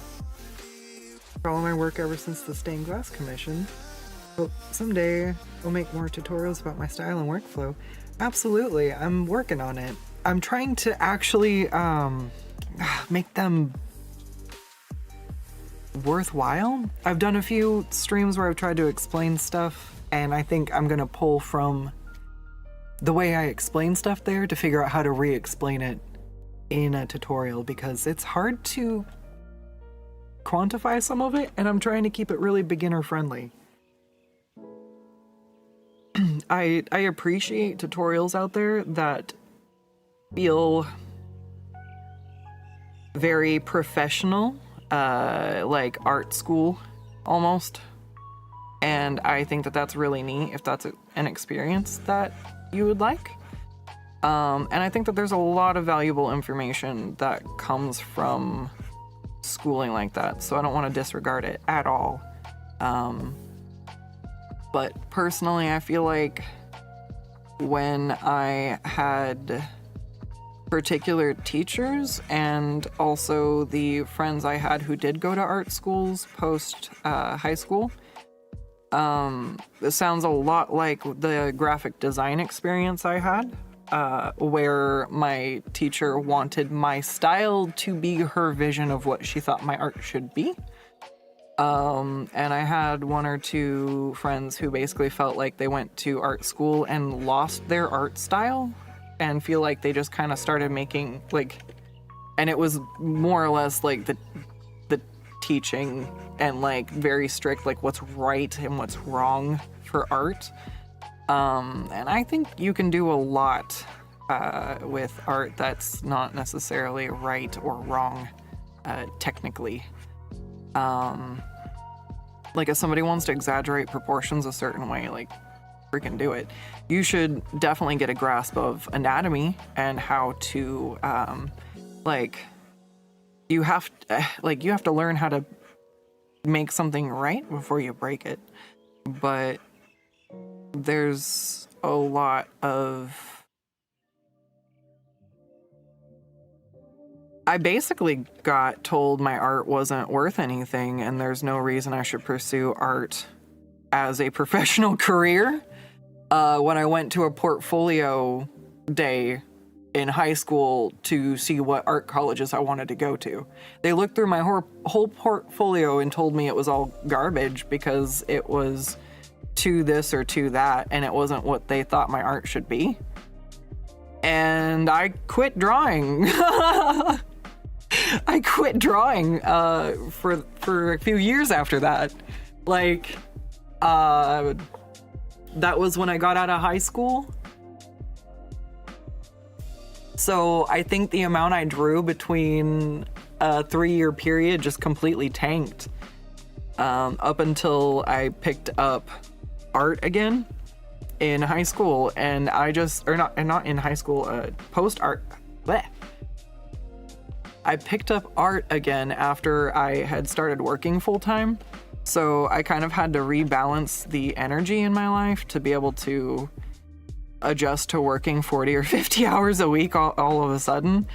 And then I was just, trying to find a way to be happy in the time I got to spend at home, and so I decided to reinvest in getting back into art. So I got myself a computer, and I got a little Intuos tablet, and I got eventually a few commissions and stuff, and I got Paint Tool Sci and just kind of kept reinvesting in myself. And eventually I got sick, I lost my job, and I was like, well, fuck it, let's draw, let's do this.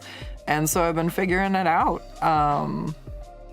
And I just think that when you get very art schooly about some of the lessons, it's easy to just get so... Even I watch stuff and I'm like, the fuck? Like, I get needing to call stuff so you know what it is, but when you just get so lost in technical terms that you're like, it's... So I'm trying to find stuff to phrase things in ways that are friendly for general audiences who maybe aren't art school professionals. Like, maybe you're just a hobbyist and you want to get better at drawing.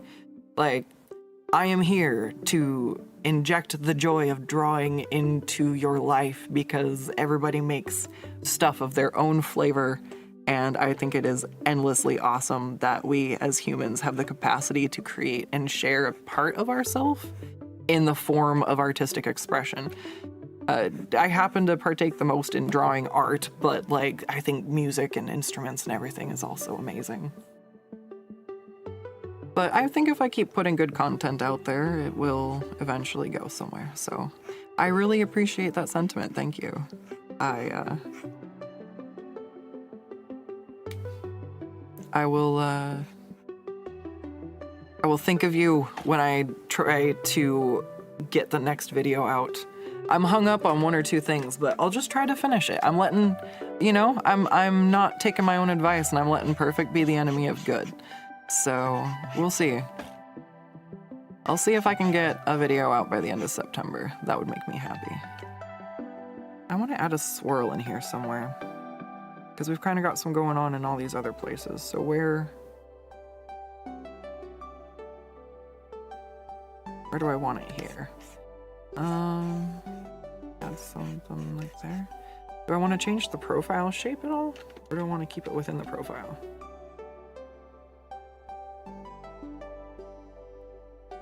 I don't know.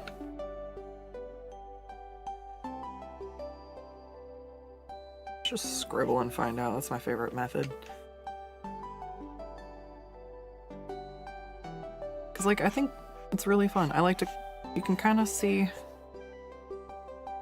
I've learned the way I wanted to do it while we've been watching the stream. I started out with this one not really knowing, and now I'm kind of getting everything kind of shaped out, and then I'm going to go back through and kind of render everything to the same degree. But there's a lot of exploration and stuff. Like, you're not always gonna know what you're doing. If you're trying new stuff, there's gonna be some trial and error, and like, stuff's gonna not necessarily look right. That's why I keep being like, oh, I'm gonna finish this stream, and I'm like, why? It's looking so good. Why do I want to force it? Like, that would ruin it. So I'm trying to go fast. I'm trying to make good time here, but I don't want to force it. I don't want to ruin it. I don't know if this one's gonna look good here or not, but we'll try.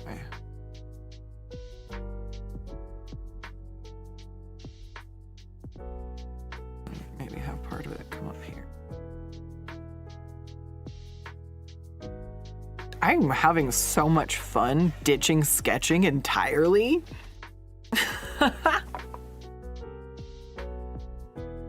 Painting has been fun. It's taken a long time to get to this point, though. It feels really good.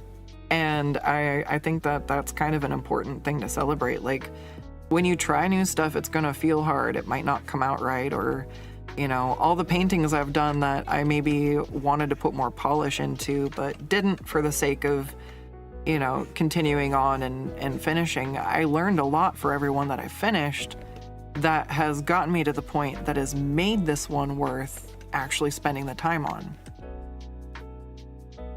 And it's been since, I would say, like, what, 2000, I think? Because initially I started under a different name.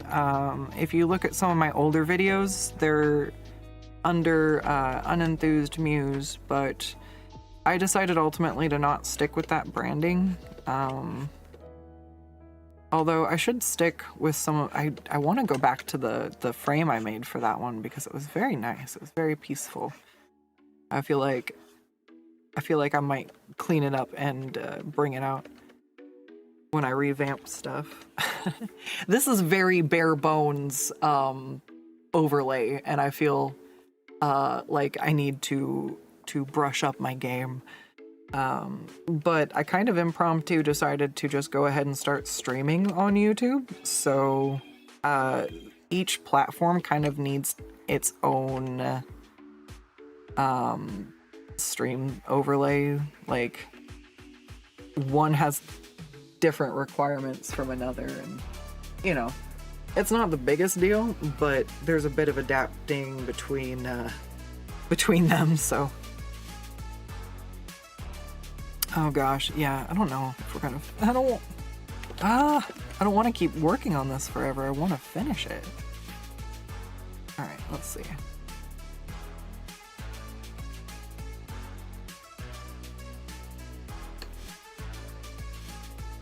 I really like this handy little timer app. I got it from another artist, but basically it helps me see like how much time I'm actually spending on my canvas, especially when I've been streaming or when I like talk to chat, so I can make sure that I've been still getting work done.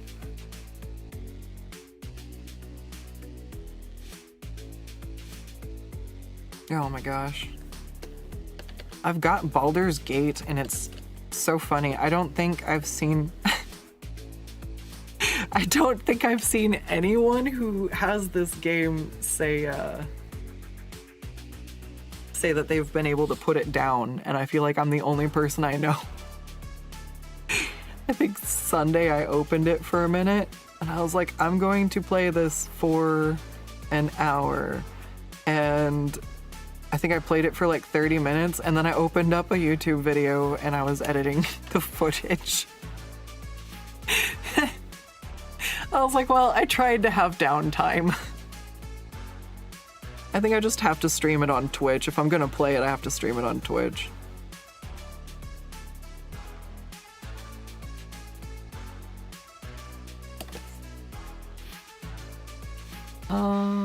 Okay, so let's see.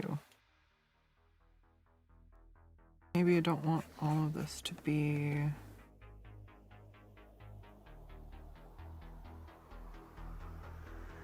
as dark. Try to some of this light. Yes, there we go. All right, so this go in, or does that ruin the shape? That ruins the shape. Yeah. All right. I'll put it right there. I don't know. There's no reason to add the big swirlies in her tail, but I freaking want to. And it's not a commission. It's art for myself. I can do whatever I want. You can't tell me not to put swirls in her tail. I've gone mad with power. It's okay.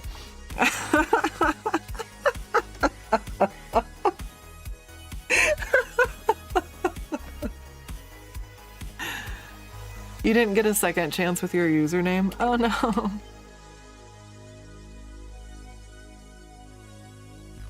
Skuttz is just too me.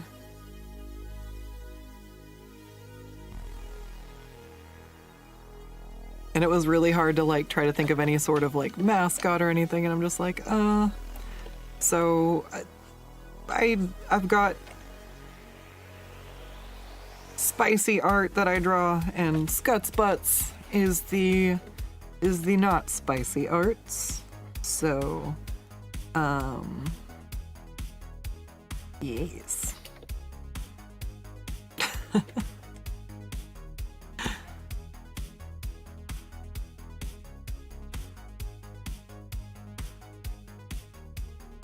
Let's see.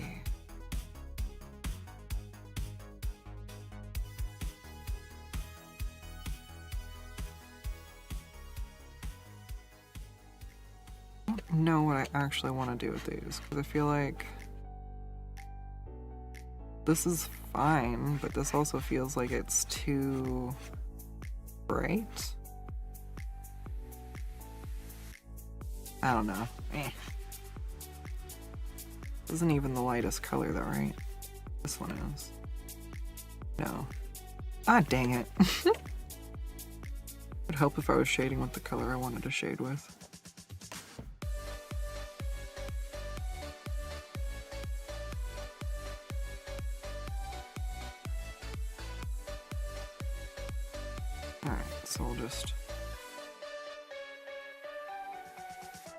Bring some of this where I want it. So because there's so many layers, I don't know, is there a way to... There's gotta... I know there is. I just don't know how to. This one? No, I don't know. Oh, remove tones?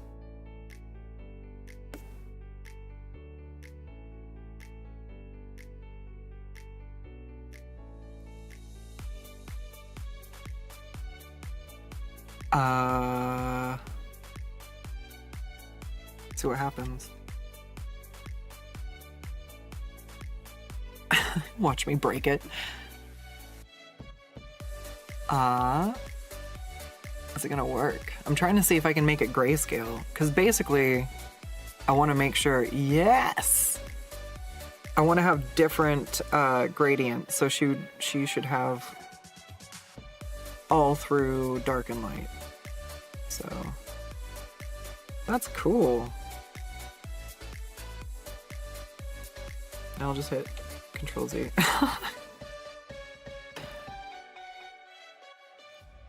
You need a noodle. Bunny, fox, and maybe something else. Oh, that'll be cute. I drew a bunch of noodles and pumpkins for Halloween. Oh, Halloween's around the corner too. I should think of some fun spooky art. Alright, It might fun that sentence. It might be fun to do maybe an art stream on here sometime. Just like some quick doodles.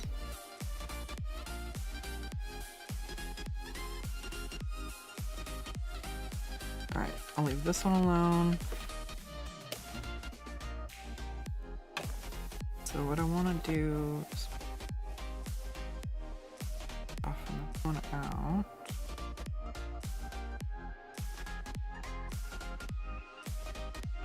That one's... yeah. Sorry, I'm making a lot of half sentences talking to myself, trying to work out the shapes here. It's just the gremlin noises that make the art. It's fine. Oh god, it's not fine. I've started running D&D sessions on Friday, and just prior to that I've been like slowly building my own campaign because I'm really busy. And it just seems like it's easier to build my own world that I know the lore of than to learn a bunch of materials for a campaign. And so basically when I have bad days and I'm like, I'm having a migraine or I'm stuck on the couch and I can't really do anything, I just have nothing to do but get lost in my brain. And so like it gave me something to think of and something to build, so it was fun and it's been enjoyable. And it's been a delight to find that some of my players who are longer term players, they've played in several campaigns, and you know, they're having a good time, and it's fun for them because it's not pre-written material that they've played before, and they don't see a monster and go, oh, this is what it's weak to, because I've basically reflavored a lot of stuff, and it's just fun. But I have no desire to deal with trying to keep track of gold, and like I was like, well, I still want to have like a merchant or a store NPC, and part of the thing I wanted to do was mess around with a lot of homebrew and magic items. So I was like, well, he's just gonna barter in magic items then. He's not going to, you know, be overly concerned with gold. He just wants magic items. And he talks in a little, Washa is his name, and he talks like this, and now whenever I'm annoyed in the back of my brain, he just goes, eh. And I'm like, how did the annoyed voice in my brain turn into the cranky lizard who just wants the shiny magic items? Please help. Please save me from the lizard I am becoming. Not really. It's funny though, like I had one NPC one time and they had a very normal voice, but to quote Atlas, he was a ponce. And so he was shattered because he was a statue. And I'm like, oh, you killed my NPC. And so I was like, all right, you know, I'm expecting chaos at this point. And then now with my Thursday group, we took a short hiatus, and I ran so that our DM Atlas doesn't get burnt out, but I had a character with a very annoying voice, and I thought that they were going to fight it or something because they're chaotic. I don't know. They fight, they make friends, and this time they made friends. I'm like, oh gosh. So I was stuck doing the annoying voice for the rest of the one shot that we did for it was a total of 4 sessions, I believe. I was just not was not prepared. I shouldn't have expected any less, but for some reason I was not prepared. And I just think it's super funny. Of course, like if I didn't want to do the voice, I wouldn't I would be like, no, this character's not gonna stick around. But it was endearing that the players were like, yeah. I'm like, okay, we'll see where this goes. I like the fact that you never know what the heck your players are gonna do. It's very, very chaos, much like. Okay. I don't know what I want to do with this. I'm having trouble.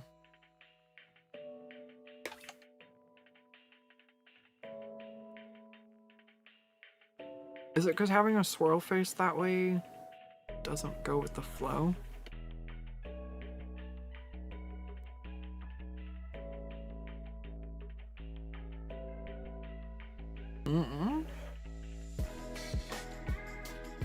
Something like that. Here we go.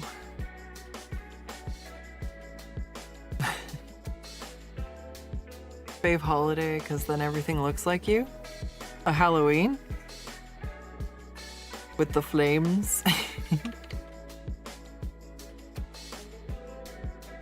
Befriend the giant rat because the soft one. That's fair, yeah. I thought that was gonna be a fight too. There's a giant diseased rat. And they're like, I would like to ride it like a horse. I'm like, oh my fucking god, all right, make an agility check. And he was above it, and he jumped and he made the check. I'm like, okay, you're riding it. And he's like, I'd like to use these for reins. And I'm like, oh my gosh, pass the check. I'm like, okay. He's like, I'm gonna steer him this way. The Deathlight's like, I'm gonna feed him snackies. And I'm like, you are taming the rat. You have tamed the big crunchy rat. Congratulations. This was supposed to be a fight, but now you have a mount large enough for the whole party. I don't know if it'll fit in the hallways, but nobody saw it, yeah. It was fun. The fact that the dice rolls make it so unpredictable is what's really fun about it. Not even just the dice rolls, like the players too. There's times I'm like, oh yeah, they'll probably do this, and then like, that is not what we did at all.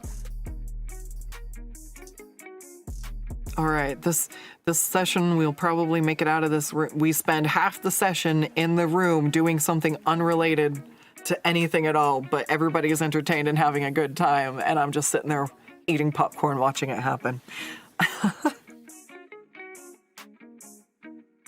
It's fun. I definitely have had D&D groups that haven't worked so well and D&D groups that have, so it's fun to have a group, currently 2 groups. The Cup Runneth Over, that are quite wonderful.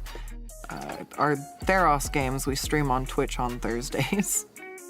Well, 11:30 PST to 2:30. It's just a broken homebrew mess with Unibor Skuttz. That's where, if you've seen art of, or if I load in with my Barbarian Skuttz token, let's pull her up. That's where she's from, is from my current D&D game. I would love to make more expressions for her too, so that she could be, so she could do more. But we'll get there. Maybe when we finish Mollie, I'll work on upgrading my models and stuff. Because it's not like I can't make better art for myself. It's more about the time to go ahead and draw it. Because it's not, well, even then it's not even so much the time. It's physically how much it taxes my hand versus what I need to use for commission work. So if I need to draw commissions and I burn my hand out, then I did the work on what I had to do the work on. I can't really justify like hurting my wrist or pushing it past its limits to upgrade my VTuber model, so we'll get there. Even if it's slow progress, it's still progress. And I've learned to take it as it comes, so. Just like Mollie, because I don't think she's getting finished this stream. I'm so mad. But these tails, there's so many tails. We're not even done with the tails. It's been 2 hours of painting tails. By my calculations, I've got about 1 more hour. It'll turn into 2 very quickly. That's too funny. All right. It's fun though. Like I'm having a good time. I love drawing, so like it's fun to get to share. It's fun to get to share this during streams. Like honestly, I am more used to people watching me draw than I am used to drawing by myself. Because if like, I don't know, if I was drawing in my room or whatever, yeah, I was kind of just doing my own thing. But anytime I drew at school or out in public or at parties, like there's always somebody who comes over and they're like, what you drawing? I'm like, I'm drawing butts. They're like, I want to see butts. And I'm like, okay. And they'll sit down and they'll watch me draw. And it's fine. I actually prefer streaming it though, because my pet peeve is probably when people accidentally bump the table if they're sitting at the same place I'm drawing. It is what it is, and it literally has been a thing since the dawn of time. School lunch tables, I'm drawn on the train, that's just shaky on its own. Nobody has to shake the table just shakes. So, you know, you do what you gotta. And like, I'd never like get mad at somebody for, you know, bumping the table. Like, not, I mean, if somebody intentionally does it, they can go the heck away. But I've never had anyone be that, like, that big of a douchebag, thankfully. But I've just learned to not work on stuff in places that I can get bumped. So I'll just doodle. And so if somebody bumps it, I'll just like, all right, what can I cover the smudge up with? Or, you know, it becomes a fun exercise that way of how can I work with this and make it part of the thing? Whereas I couldn't imagine if I was working on a traditional commission and someone bumped me, I would probably cry on the floor for about 3 hours because There's no way to undo that. That's a big oops. So I just try not to, and like, I've always had people feel incredibly bad whenever they bumped something, so I just try not to put that situation out there. It makes me feel bad, it makes other people feel bad, so I just doodle stuff I don't mind. But that's, like, you guys can bump your computer desks or your phones around all y'all want, and I'm the only I'm the only one who can bump my table over here. Plus, it's digital art currently, so at least I can Control Z most of the fucking time. Tis a blessing. Alright, we've got, what? I just zoomed in again. We need to zoom out.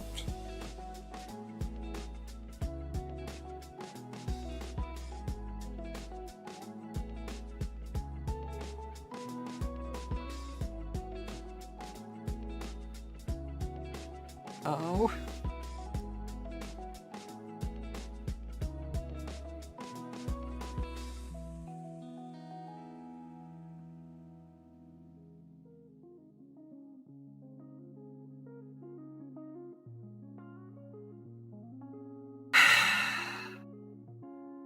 Don't know how I feel about it.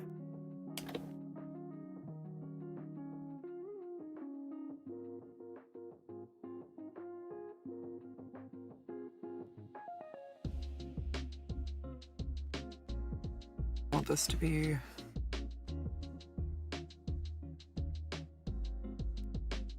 largely brighter, at least at that part. So just kind of go back and forth, add the highlights, add the lowlights. Because like some of it, I don't really want it to be that busy. I'm trying to figure out what to do. But until I scribble around and try it out, I don't know if I'll know. It's the fun thing. I love experimenting.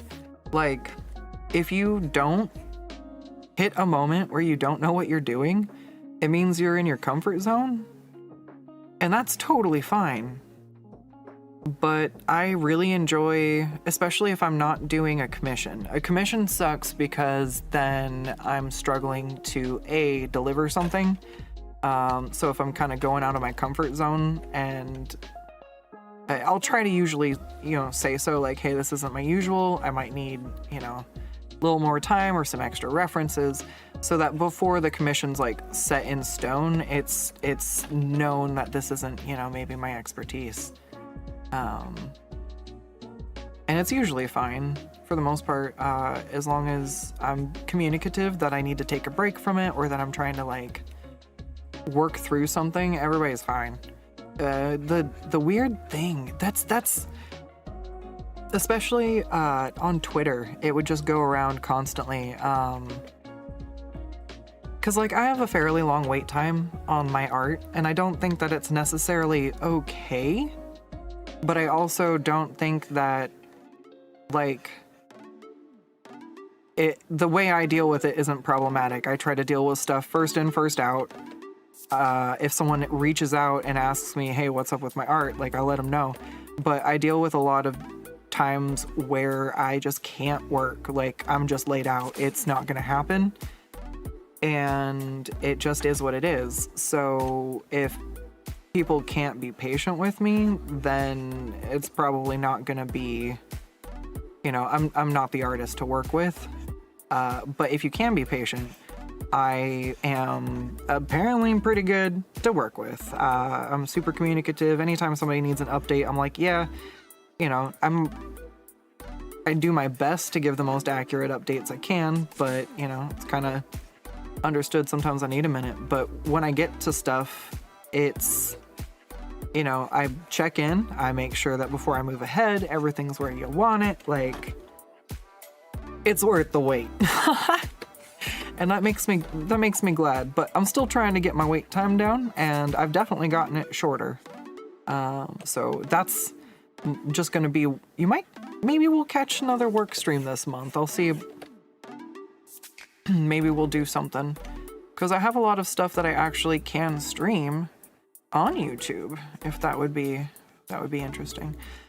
I don't know what day I would stream it. And maybe they'd be more spontaneous, but we'll see. I have a good chunk of stuff I could work on, so. And like I said, I don't mind this actually. It's different than Twitch. Twitch is very needy for my attention, and I don't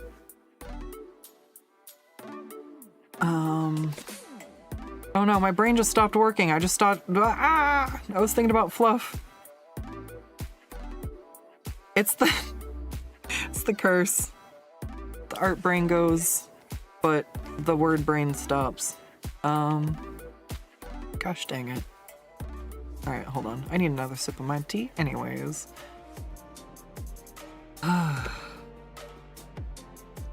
Let's just do the slightest painterly outline on this. I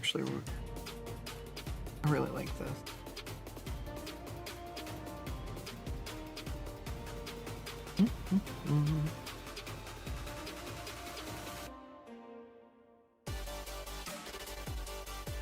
I don't like the way that looks. Nah.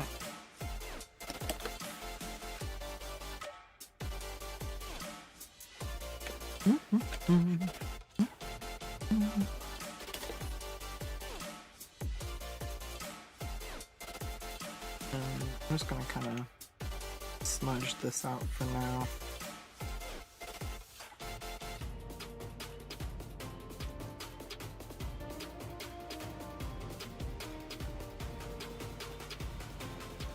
Oh,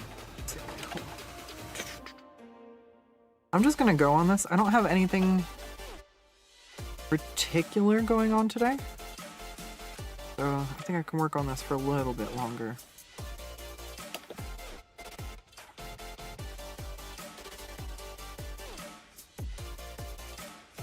I feel like I need to add more songs to my playlist too. Unfortunately, YouTube's very even more DMCA happy than Twitch is.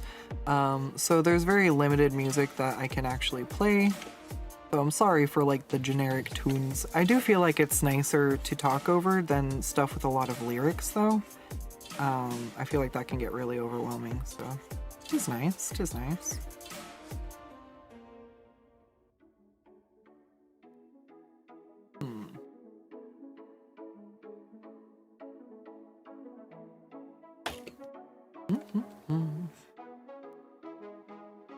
But yeah, I gotta get back to commission work in a bit, so.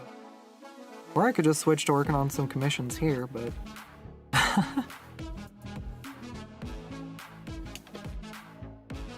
probably need to take a lunch break at some point. 'Cause I need food. So I won't keep going too long.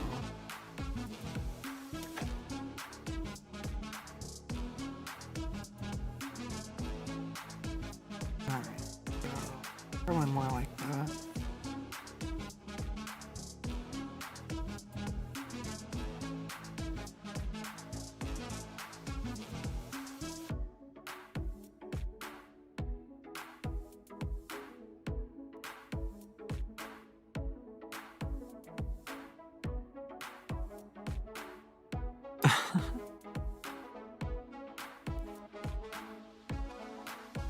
Oh gosh, alright, let's see.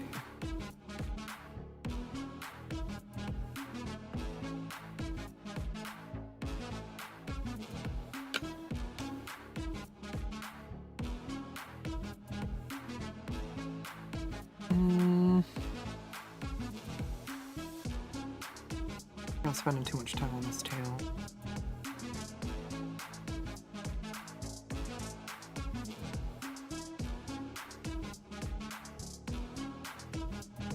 It does look better having like the lighter contrast between the bright and the dark though.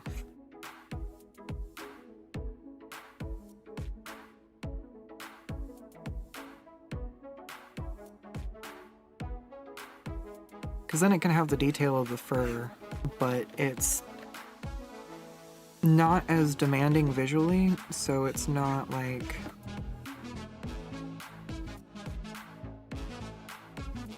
when I had a bunch of tiny fluffs, it was really a lot, but I think the big light ones like this are really good.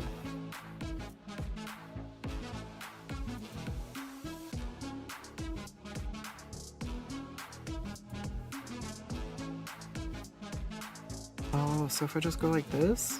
Ah, that's all I needed to do?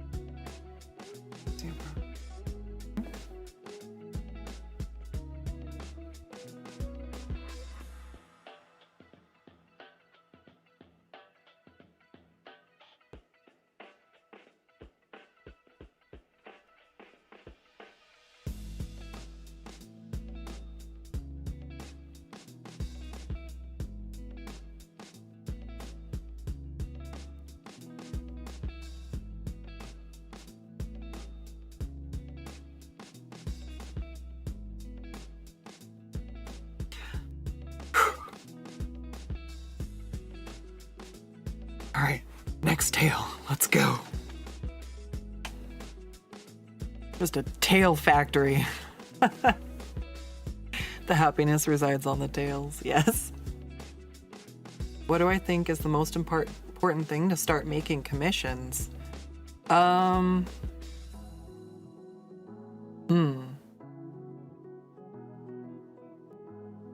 mean, having some sort of small portfolio of work so that you can demonstrate. Like, my whole story of commissions is more or less I took requests on Reddit until I got so many requests and somebody was like, hey, can I commission you? Because they liked my art and they were having to wait. So they didn't want to wait, so they offered to pay.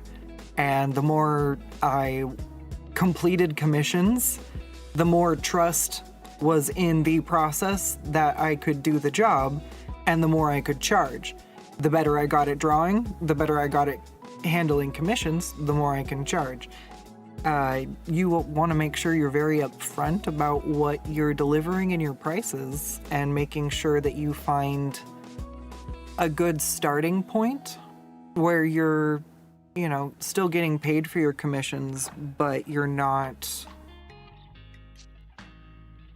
It's a delicate balance, but basically, yeah, having a portfolio to show what you have to offer is really good.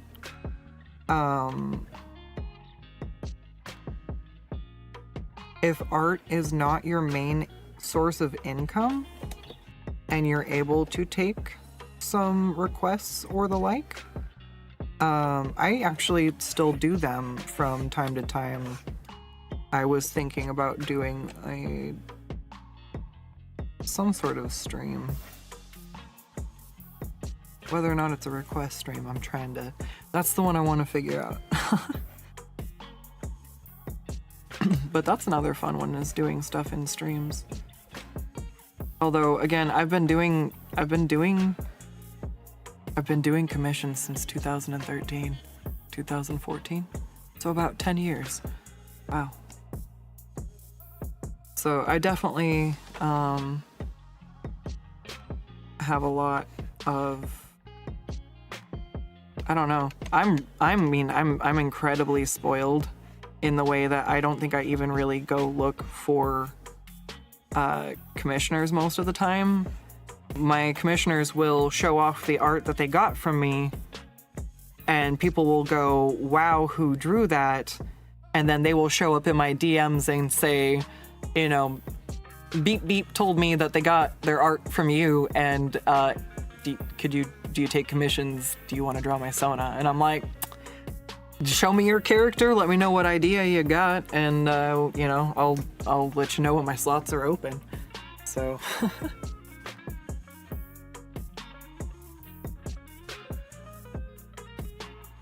three things: a portfolio of art, a good schedule of upload. That's fair. You have to be really good at self-media promotion. That's probably when you're like, wow, how are you not famous yet? It's because I don't do very well at promoting myself on socials.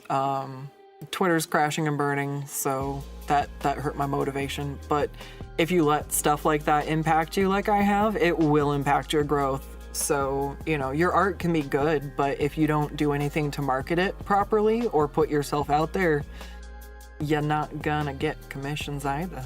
And self-drive is definitely a huge one. If you can't actually complete the work, or it's going to be stressful, commission work might not be for you.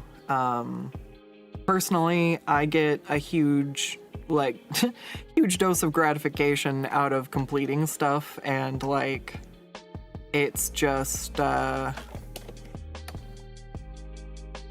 like, I don't think I could stop drawing if I tried. I used to have a really big issue with completing commissions, because like I used to do trades on like Gaia Online and stuff like that, where I would trade my art for items since I couldn't buy them. You know, barter system, if it works, it works. But because the items were just items, I would lose motivation, like a lot. And so there were a lot of times where I didn't finish the art and I didn't get the item. And it's kind of like that. Like, you need to make sure that you can finish the work because somebody has paid you for it. Like, so you can't lose motivation and then have a bunch of backlog, because then it starts to eat you that, oh no, I, you know, owe all this. And then you get the people who get overwhelmed, and then they don't want to reply to people, you know, hey, how's my commission going? And they're like, I haven't worked on any art in 3 weeks, and they feel so bad that they don't even reply. And it kind of starts a slow death cycle that I see a lot of artists kind of burn themselves out in. And honestly, people just want to know that they haven't been forgotten about. It's not so much they're like, hey, where is my art? Give it to me now, or I'm gonna get a ball peen hammer. Like, usually it's like, hello, we have made a transaction in the past. Are we still on the deal? Is everything okay? Most people understand that artists are humans and that we need a minute if stuff happens. And as long as, you know, art is being produced and like there's honest and open communication, it's not too bad. It's so sad when I see artists get like overwhelmed by the guilt of not being able to finish work. So definitely make sure that you have the drive to actually finish work and that you enjoy it, or else you might find that you're, you know, stuck with no drive. I particularly really enjoy when I deliver art. I literally get myself out of funks where I am depressed and don't want to do anything, and I'm like, aw, but that commission was looking pretty cool, wasn't it? And I'm like, yeah, it was. And I'm like, wouldn't it feel awesome if you finished it? And I'm like, yeah, it would. I'm like, do you want to go draw? I'm like, yeah, I want to go draw. And gremlin brain activated. And, you know, drawing's one of the ways I've dealt with a lot of things. So for me personally, it's just kind of a thing that I'm able to activate. Drawing's always been my coping mechanism. Drawing's always been my go-to when I'm down.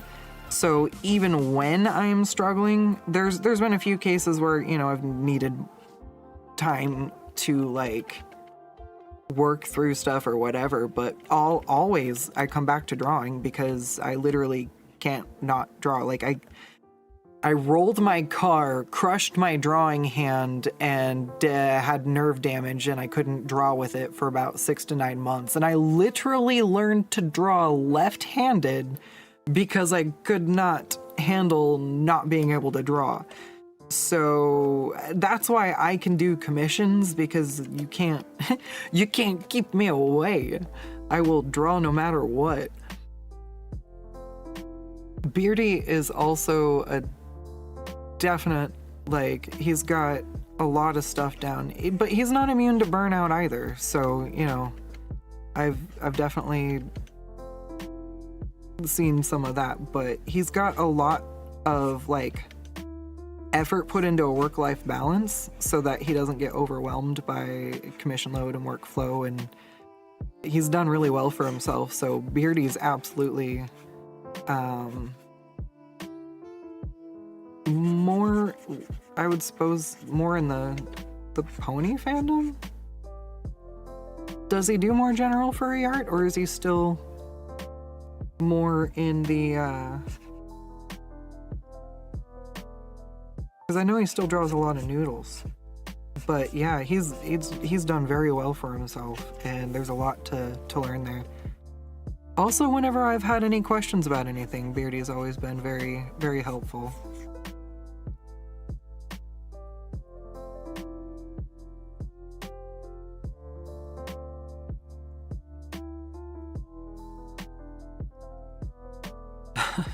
Thought about doing like art sessions, not art lessons so much, but like if somebody was like, hey, you know, spend an hour with me reviewing my art for, you know, X amount of whatever I decide is worth the time for going over some of that. So like I can help maybe identify some places that, you know, you could strengthen or practice, and help you find some tutorials that can help you reach those goals and stuff like that. Because I do a lot of it when people reach out to me, but like if somebody wanted me to actually spend time instead of just a quick message, I would be more than happy to do some like coaching that way.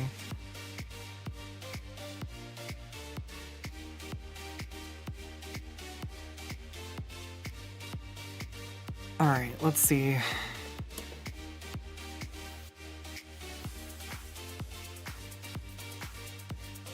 This tail feels like it's too big, especially after I've shaded all the other ones. I'm like, this is gigantic.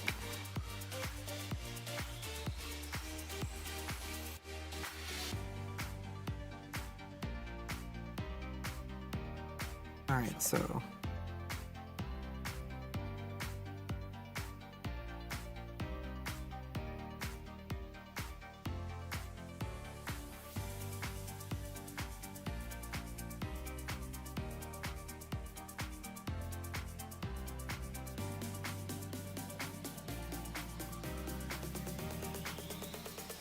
can I just leave it loose like this? Does this work?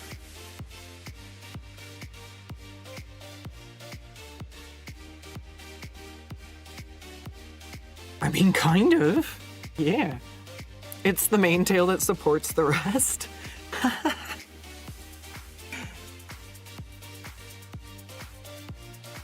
Oh man, I'm like, it's taken me forever to do these tails, but then I look at like all the swirls and the details and stuff, I'm like, okay, alright, I can see why.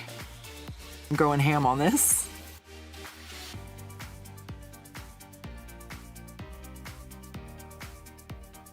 It's so fun though. I love swirls. I love fluff. Like, I'm just letting myself enjoy the dang process, and I like it.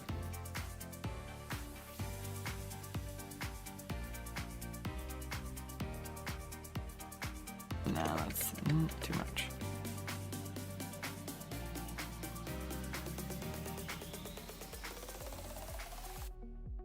Alright.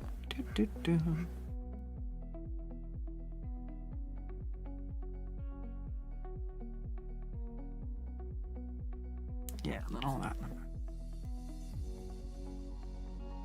Alright.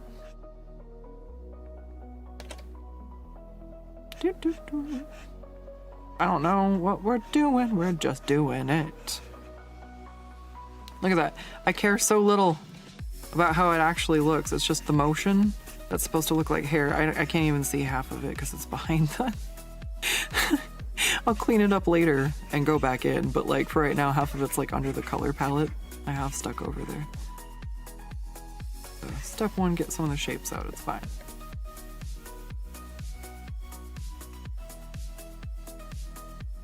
I think I'm trying to make bright points at the front and then drag them back in. And that's how I'm getting like the hair clusters and fluff.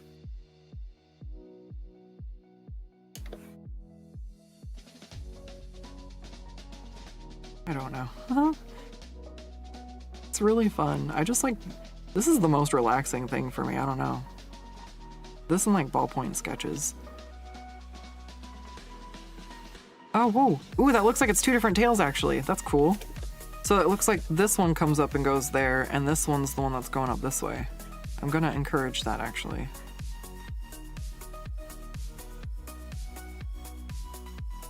That makes it feel like it's its own thing a little bit better. What do I want to do down here?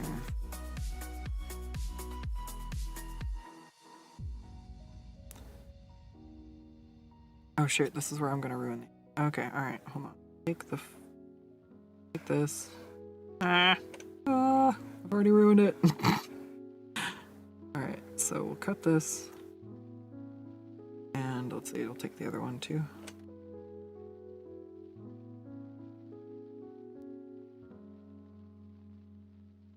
I feel like I did a good job on these. Control, paste. Cool.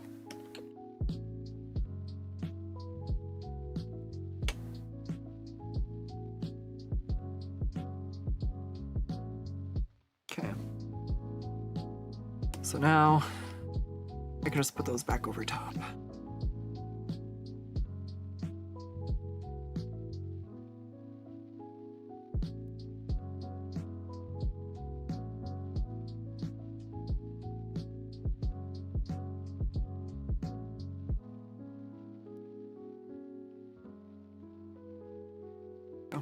Yeah, that wasn't gonna last.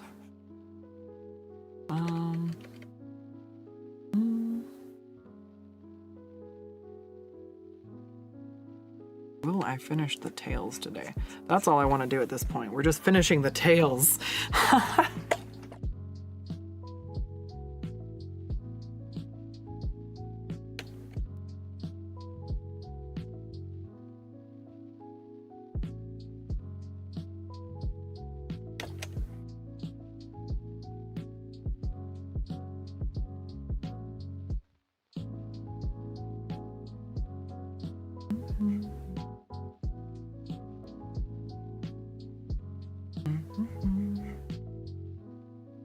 Oh. Trying to get this.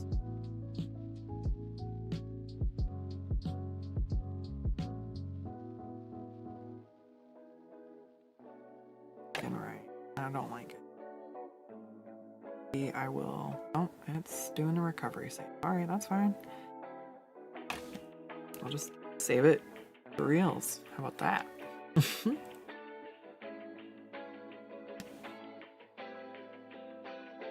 No, it doesn't like it when I... No, it's not responding! Wait for the program to respond. Okay, thank you. Maybe. Okay, alright. There we go.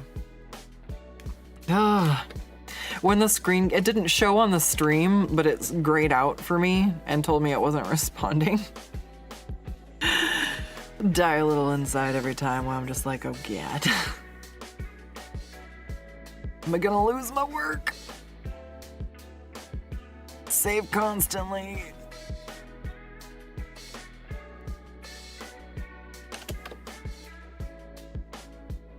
Oh my gosh, we're almost there. I don't even, we just did, I don't know how many tails that is. I don't know how many tails are visible. 1, 2, 3, 4, 5, 6, 7, 8, 9, 10. You got 10 tails. Depends on which ones you connect to the other ones.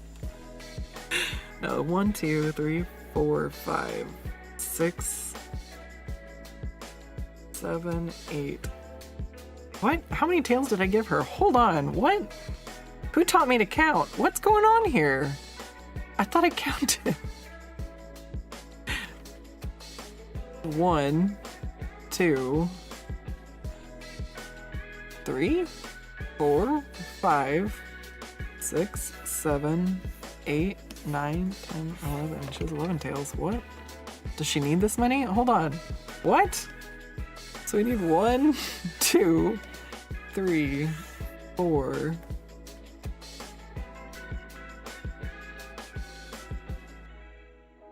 5, 6, 7, 8, 9. So it's having, so that one.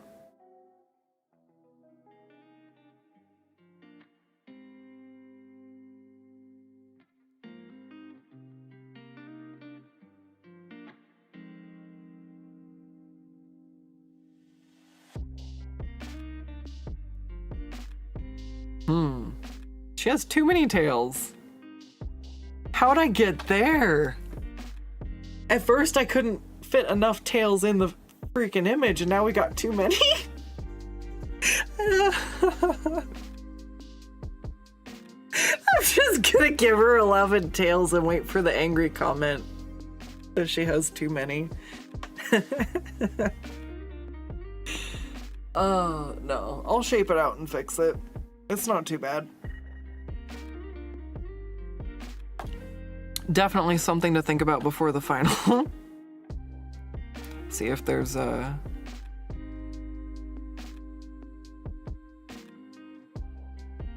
See if there's one I'd want to change up at all. Okay. Sorry. Apparently we're being goofy today.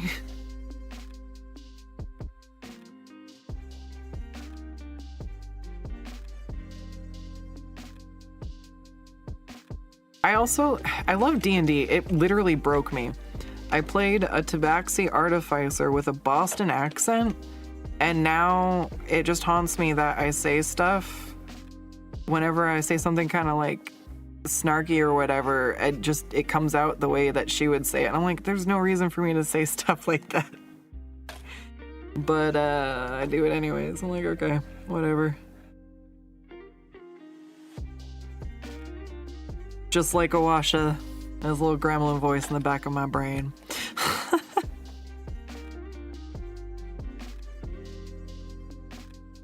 Don't play D&D unless you're weird.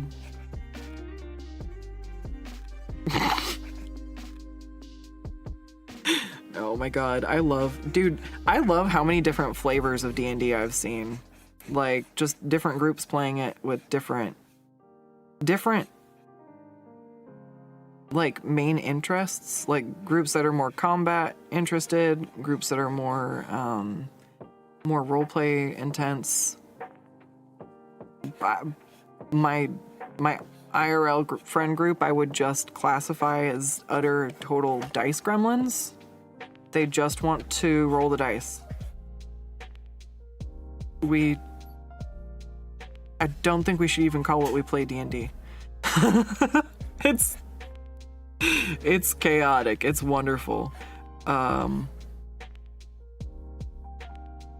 think everybody just has a short attention spans, so we just lean into that for those games. That's fine. I think every group should make sure that they're playing to what is suitable for everybody. So I like it. Because I can kind of, I can roll with a lot. As long as, like, the story isn't feeling railroady. And, like, I feel like my character can do stuff. I'm fine.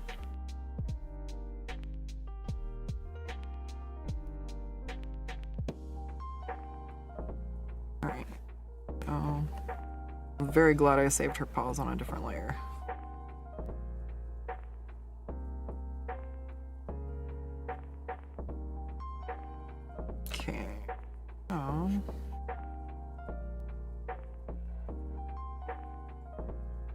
want to make this one a swirl. Swirl goes here.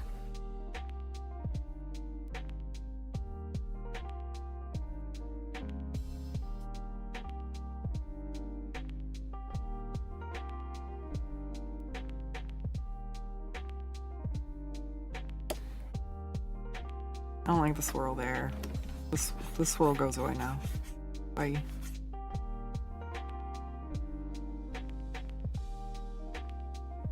I love this. I love that there's no sketch to change. There's nothing like I just decide that, nah, that's not how I want it. And I just paint over it. Yes! The freedom! Feels amazing.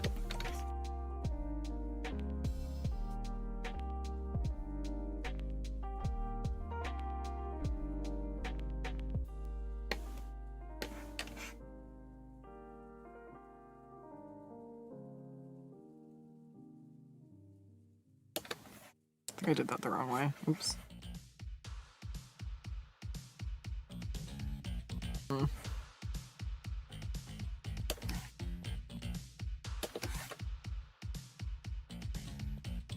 All right, so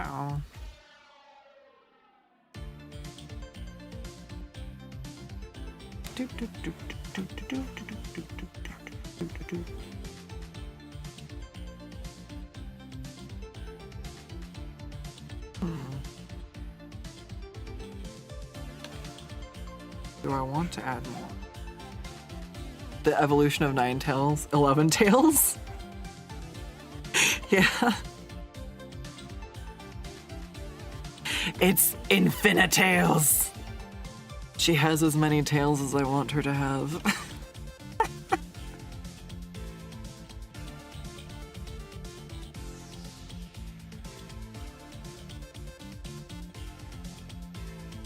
Wait, where'd the red layer go?